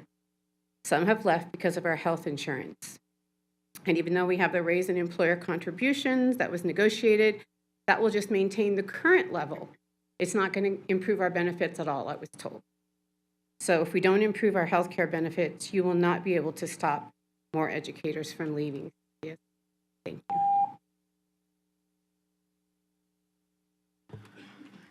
Chandra Richburg, followed by Mr. Bayless, and then Victoria Balamores. Good evening, ladies and gentlemen on the board. I just want to say my name is Chandra Richburg, and I currently have a middle schooler in the CCSD. I just want to say I am pleased with how things have been going for him since he's been in the district the last 3 years. He was submitted to be put in the GATE program. He's done well in middle school, and he's in like accelerated programs. So I've had a great experience with CCSD. So I just want to say that. But to the parents who have not, my heart goes out to you all. And I'm very pleased to see Miss Linda Cavazos up here as a licensed clinician. As someone that is in graduate school studying to become a licensed clinician in the state of Nevada, that is what my question is related to. So as a concerned parent in the district, what is CCSD doing to improve the overall mental health and welfare of our children and offer quality mental care and resources to our children, as well as help our educators with the day-to-day stressors of teaching our children. As you know, there's a direct correlation that if we can improve children's mental health, it will help decrease the incidence of violence, fights in our school, improve grades, test scores across the districts, and the state of Nevada as a whole. And as we know, Nevada's education definitely needs some help as far as quality care, as well as CCSD, where we're ranked in nationally, right? So I guess my question is, what are we doing to do that? Because the things that these parents are experiencing in their children, that can leave a lifelong trauma in those children. And so I think if we start there and we work to improve their children's mental health, the teachers' mental health, we won't have an issue with teachers leaving the district. And I just think overall it'll have a direct positive impact. So I just think that more emphasis needs to be put on mental health, because I can't tell you how many times my son comes home telling me there's a fight at school. And it's like a never ending. I get the messages from schools and about the violence in the district. So I guess my focus is, what are we doing from a mental health crisis standpoint in the district? Thank you. Thank you, Chandra. Mr. Bayless? Hello, James Bayless for the record. So first of all, I would like to say a lot of what I was hearing from a lot of the people regarding the special needs, we would look through my son's file. I don't think that's a one-sided off incident. It seems to have been going on a lot with a lot of the kids, not just in that school. So you might want to actually look into that just in general, just the whole special needs department together. But I do want to say thank you to the business community, and thank you for, I guess you could say, allowing me to borrow one of your trustees to watch my back while I've been dealing with my situation. I am looking forward to dealing with working with the meeting that we're going to be dealing with, and see if we can't figure out solutions to a lot of problems, and see if we can't come up with figure out solutions to a lot of the bigger problems. I'm sure if we put our brains together instead of being enemies, we could actually probably get a lot of things done. See what we can do. Work on it. I'd appreciate all you guys. I especially appreciate Miss Williams. Thank you for always looking out for me. Thank you. Thank you for the business community for allowing her to look out for me. And so anything that's being transpired from the business community world on my end, just point it out to the steering wheel. She's got everything covered. She'll let me know what I need to know. So just let me know what I need to do, and we can get this ball rolling.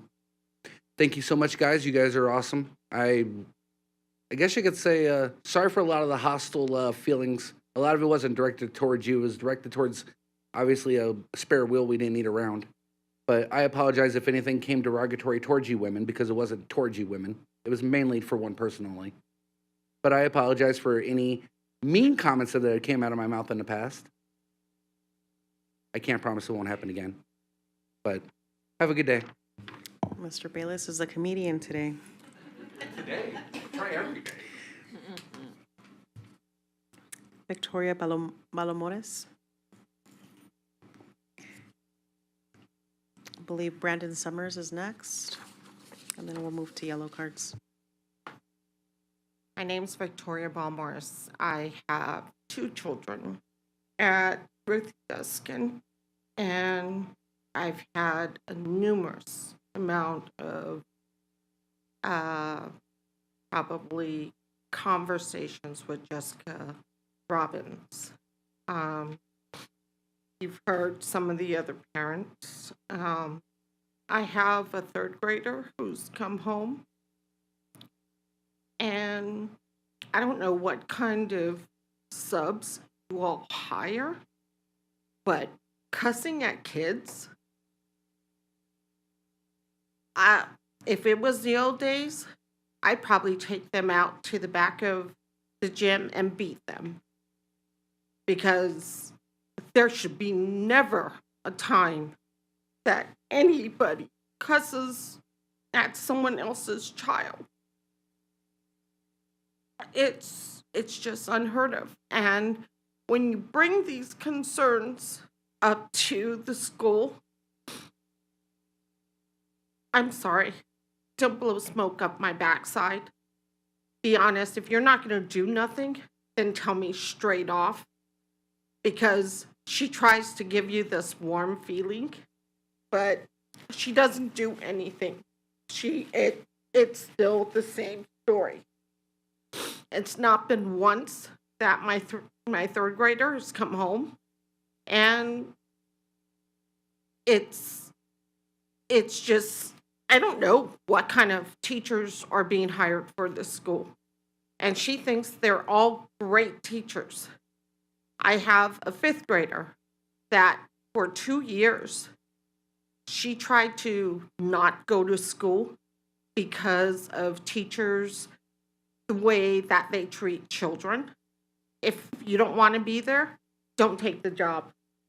Because if you start to intimidate kids and whatnot, I'm not on board with that. And especially lying, yelling at my child. And then when it's investigated, they're siding with the teachers.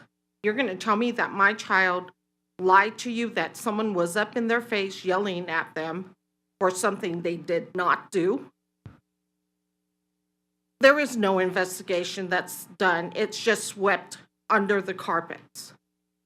And I'm at a point that I think my presence in that school when I come in, I make it intimidating. So when I walk in there, Jessica knows I am there, and I will get up in her face, because I will not allow my children's voices to be not heard. Thank you, Ms. Belomares. To be clear, we don't condone violence at any point in time with any adults or with children in our school district, and expect that to be the case. Have that expectation everywhere we go. Individuals who submitted yellow cards, Brandon, come on up, please. Brandon, you're next. Nope, they're good, thank you. And followed by Brian Allen and Jesse Henderson. All right, good evening, distinguished trustees, and happy Pi Day. My name is Brandon Summers. I'm a substitute teacher with CCSD, and there are several issues that I'd like to address. But I'd like to start with licensed teacher vacancies and subpay. We should all be aware that the teacher shortage is a crisis, and one that should be taken very seriously. And I'm troubled that there doesn't seem to be a sense of urgency to address it. I have seldom seen critical staffing shortage on the board meeting agenda, and I don't see why it's unreasonable for an update to appear on every agenda. How can this district be short more than 1,200 teachers and leadership not treat this as an emergency? That's thousands of students without a licensed teacher in front of them for part or all of the day. That's learning loss for a great number of students. That's large class sizes and overworked teachers. This is a tragedy of great proportion, and we should not continue to do business as usual. Similar to the teacher shortage is a substitute teacher shortage, and I can assure you that it will get worse with stagnant pay and no benefits. I filed a public records request last year, and the daily fill rate is around 60%. This dismal rate means that often classes are combined, classes go to the gym or lunchroom and do nothing, or teachers are voluntold to sell their prep period to cover, which is less time for teachers and to actually do their lesson planning and have work-life balance. In September 2023, Subservices made a decision to pay a handful of subs a daily rate in excess of $200 at several high-vacancy school sites. This was a smart move, but it won't be enough in the long run. Both the floor and the ceiling of subpay needs to rise to keep up with inflation and rising rents, especially for long-term and vacancy subs. It's not like CCSD doesn't have the money to do better, so please just do better. CCSD saves millions of dollars using vacancy and long-term subs in lieu of licensed teachers, and those very vacancy subs are not being paid now during spring break despite having all the responsibilities of licensed teachers. Finally, let's talk about CCSD's response to COVID in 2020. It's been 4 years since CCSD schools were closed and students abruptly migrated to online education. On March 5th, 2020, an email went out to all staff with recommendations saying that washing hands constantly is the best way to keep people healthy. A week later, CCSD suspended athletics, extracurricular activities, assemblies, and instruct employees to wash hands often with soap or use alcohol-based hand sanitizer if soap and water were not available. Then we received a message from Dr. Jesus Jarrah saying that the safety of our students, staff, and community continues to remain a top priority. We are opening schools as normally scheduled this coming Monday, March 16th. Then on Sunday, March 15th, 2020, schools and many businesses were shut down indefinitely by Governor Sisolak. It is impossible for us to see the magnitude of the devastation of COVID-19, but it is fair to say that CCSD was not ready and hadn't done anything to get ready as populations across the globe were being impacted by a deadly virus. Thank you.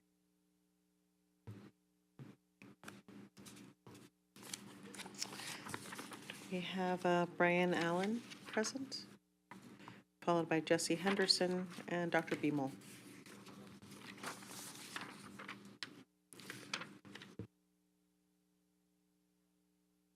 Good evening, distinguished members of the board. My name is Brian Allen, a Technician 3 with the User Support Division here at CCSD. Thank you for allowing me to speak to you all about a very concerning turn of events in the User Support Services Division. On February 26, many of us were officially informed that a significant amount of personnel would be surplused from the User Support Division. The majority of those technicians being surplused provide direct support to the schools. With over 2,000 pieces of information technology equipment in each school, the burden on the school-based technician is a very great one. Although we do have some very competent technicians in our ranks, the tasks that they are required to complete on a daily basis can be overwhelming for only one person. That is where our support team makes the largest difference. With our expertise and ability to go into schools and directly assist them to complete those duties, from initial training of all site-based technicians who are new to the district, through the 4-day boot camps to the 8-week mentoring programs and on-site training programs, our support has been vital to the success of all of the technology deployed to our many schools. Another key aspect of our job is the troubleshooting of problem areas and the expertise we bring to the table to resolve them. Whether it's a major issue like the password resets due to the system breaches, or updated Blue Bear systems and installing Identikit systems, we are always there to make sure that they are completed in a timely and efficient manner. In speaking with many school principals and other administrators, they all give us their heartfelt thanks, usually followed by the phrases, "Without you guys, I don't know how we would have gotten this done," or "that issue resolved," or "my teachers and staff trained," and too many more to list. In this school year alone, we have directly supported over 300 schools, some of them more than a few times. We have completed more than 100 large projects and resolved more than our fair share of short-term timeline and extremely complicated technical issues. Trained more than 50 new SPTs and provided more than 30 schools with vacancy support when the school had no other technician to support them. To put it directly, cutting our department will be a direct impact to the schools, especially those that need them the most. By downsizing the support division, the short-term and long-term issues it will cause far outweighs any perceived cost savings. I know that there has been a plan proposed to those who are making the disastrous decisions to surplus our jobs. Unfortunately, they dismissed it out of hand, stating that the money would be used for Chromebooks and software. My question is, with the millions of dollars spent on technology in the last few years, how can there be a justification to use the funds strictly for Chromebooks and software when you need personnel to run and maintain those systems? Thank you, Brian. Why is there a need you, to Brian. purchase thousands more? Thank you, Brian. Thank you. Jesse Henderson. After Mr. Henderson, we'll hear from Dr. Beamel and then Keith Robertson. Good evening. I'll keep it brief. I also work for User Support Services. The ESSER grant was provided to help safely reopen schools and address the impact the pandemic had on students. The purchase of new classroom technology was one of the ways it was used. One of the stated guiding principles was a plan for sustainability. This has always been the case, and until recently, it was a principle we followed. A significant number of positions are being cut from User Support Services. Many people are losing their jobs. These cuts were never part of the plan. The plan was recently changed to the detriment of students and educators. This will directly harm our ability to support the technology that is so critical to student learning. Instead of keeping highly skilled staff with decades of collective experience needed to support all the technology in classrooms, we are buying Chromebooks we don't need. We have far more Chromebooks than we need already and will for years to come. Tens of millions of dollars worth are already sitting in piles, unused, and the budget calls for buying tens of millions of dollars worth more while cutting staff. A tiny shift would save every position being cut, and I truly can't overstate, we really don't need more of these devices. It's government waste. I encourage you all to consider the value provided by a trained professional helping a student or educator versus the value provided by an unused piece of technology sitting in a closet. There is money available in the budget. The positions can be easily saved without any additional funds. Please let User Support Services continue to help teachers teach and students learn. Thank you. Dr. Beamel, followed by Keith Robertson, and then Timothy Underwood. Good evening, Tiffany Beamel for the record. Sorry. Teachers Health Trust is toxic. For our two-teacher, no children insurance, they required we meet the family deductible last year. That makes no sense at all. We should have each had single deductible, period. My husband doesn't even use the insurance because they won't cover any of his VA needs. My doctor had to convince the prior authorization people that my hysterectomy was not elective surgery. My doctor, who went to med school, had to convince a desk jockey insurance person that I needed surgery, a surgery that cost me thousands of dollars because I had to meet the family deductible. I've had multiple primary care doctors since the great bailout of not paying bills, and just found out that my most recent doctor left Teachers Health Trust, so I get to start all over again with a new doctor tomorrow.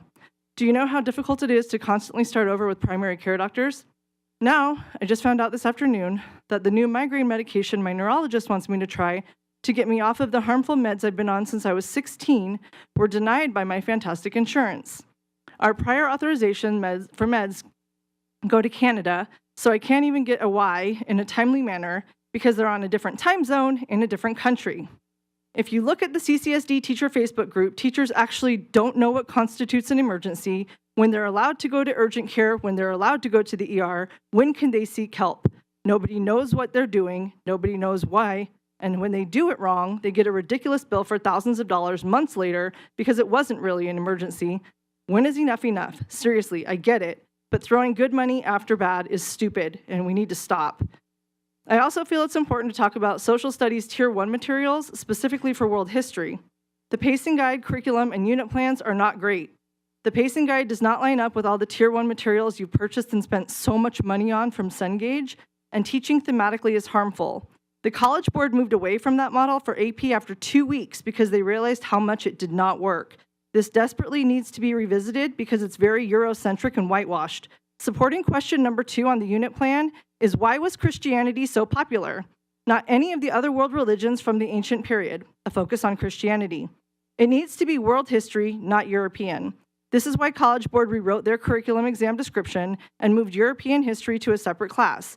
Bring the other continents equally back to world history and allow teachers to teach chronologically so students can make it make sense. Thank you. Oh, also, don't get rid of the ECSs because we actually need them. If you're going to go to an all-digital model, you need people who can fix the computers.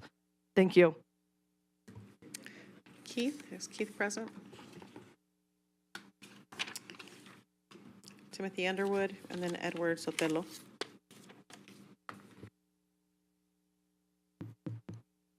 Good evening, trustees and board members. My name is Keith Robertson. I wouldn't be standing here this evening if I didn't believe that my statements are in the best interests of the school district and the community at large. So I come here today as a native of Nevada, born and raised in rural Las Vegas, and a product of Clark County School District. For those interested, I went to Doris Hancock, Hyde Park, and Bonanza High School. To quickly establish credibility, my credentials are as follows. I have a bachelor's of science in network operations security.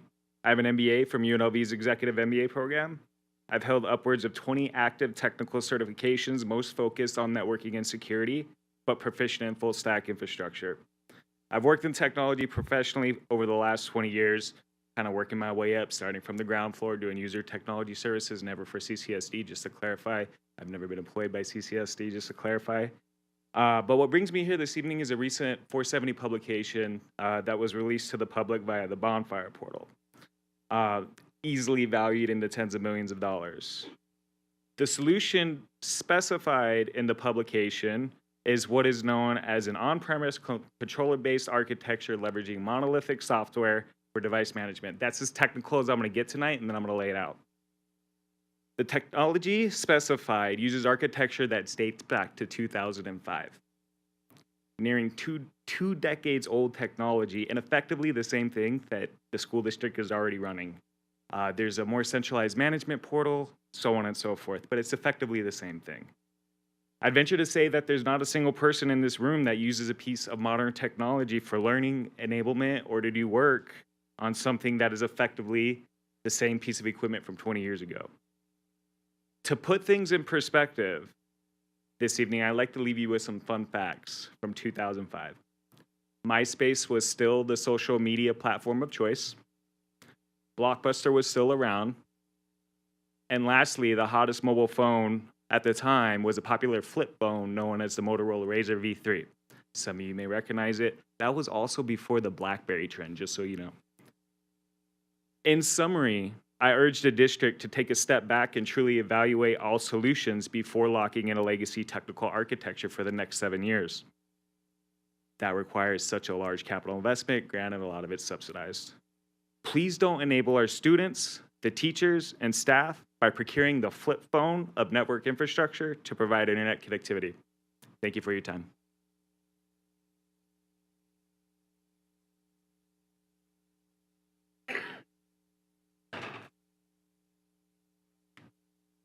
Mr. Underwood, welcome. After Mr. Underwood, we have Edward Stelo. Okay, I'm Timothy Underwood, a Clark County resident for 50 years, and I don't want my 15-year-old granddaughter to be forced by you trustees to undress in front of naked boys. Former board president Irene Cepeda, in her last op-ed published in the Las Vegas Review-Journal just before she lost her seat, exposed the fatal conceit of the majority of the school board trustees, if not all of them. She asserted in her editorial that the school board leads the community and sets the goals of where to take them. Y'all have apparently grown arrogant with power and have gotten what Southern folks call the big head.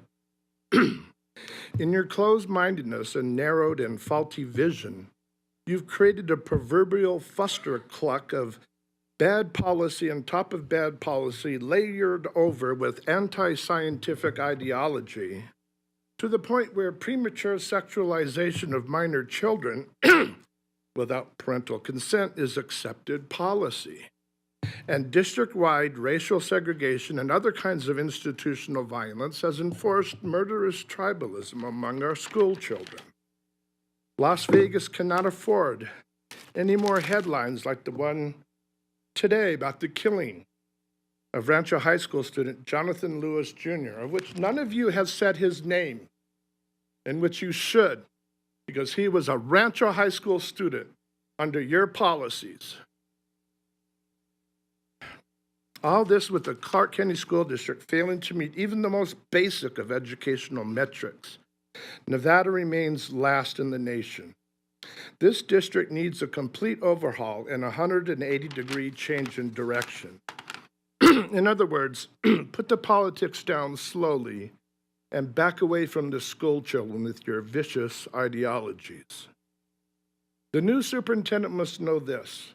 The days of bureaucratic bungling are over. Moms for Liberty, Clark County, and all the other responsible school parents and citizens of Southern Nevada are an unstoppable force planted in your path crying, "Stop messing with our kids' minds and bodies." To spell it out for the half-educated college graduates on the board, DEI must die. Diversity, equity, and inclusion are a pack of evil lies designed to empower bureaucrats and divide student against student and student against family. Every DEI job in CCSD must be eradicated and the personnel let go.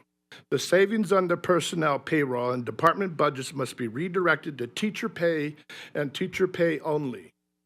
The people of Clark County categorically reject the anti-scientific and You know the un-American drill, ideology of Mr. so-called Underwood. You can submit your public comment diversity, in writing. fake Edward equity, Sotelo, are you present? pseudo. Edward, thank you. Come on in. Mhm.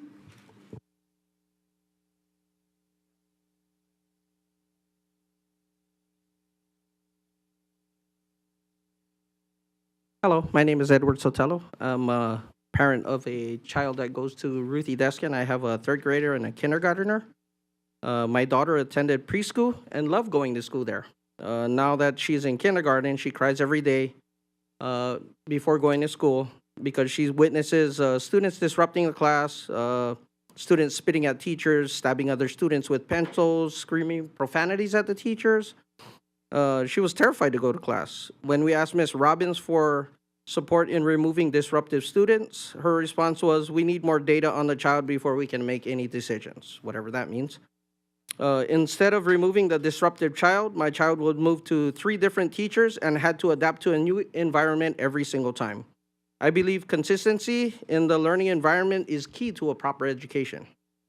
After we had meetings with Ms. Robbins concerning all of our issues with our children, as retaliation, Ms. Robbins violated my wife's disability and removed the chairs from the lobby so that she could not sit down when she was going during the lunchtime to do wellness checks on our children. All that we're asking is that you protect our children from this principal and from this environment. Thank you.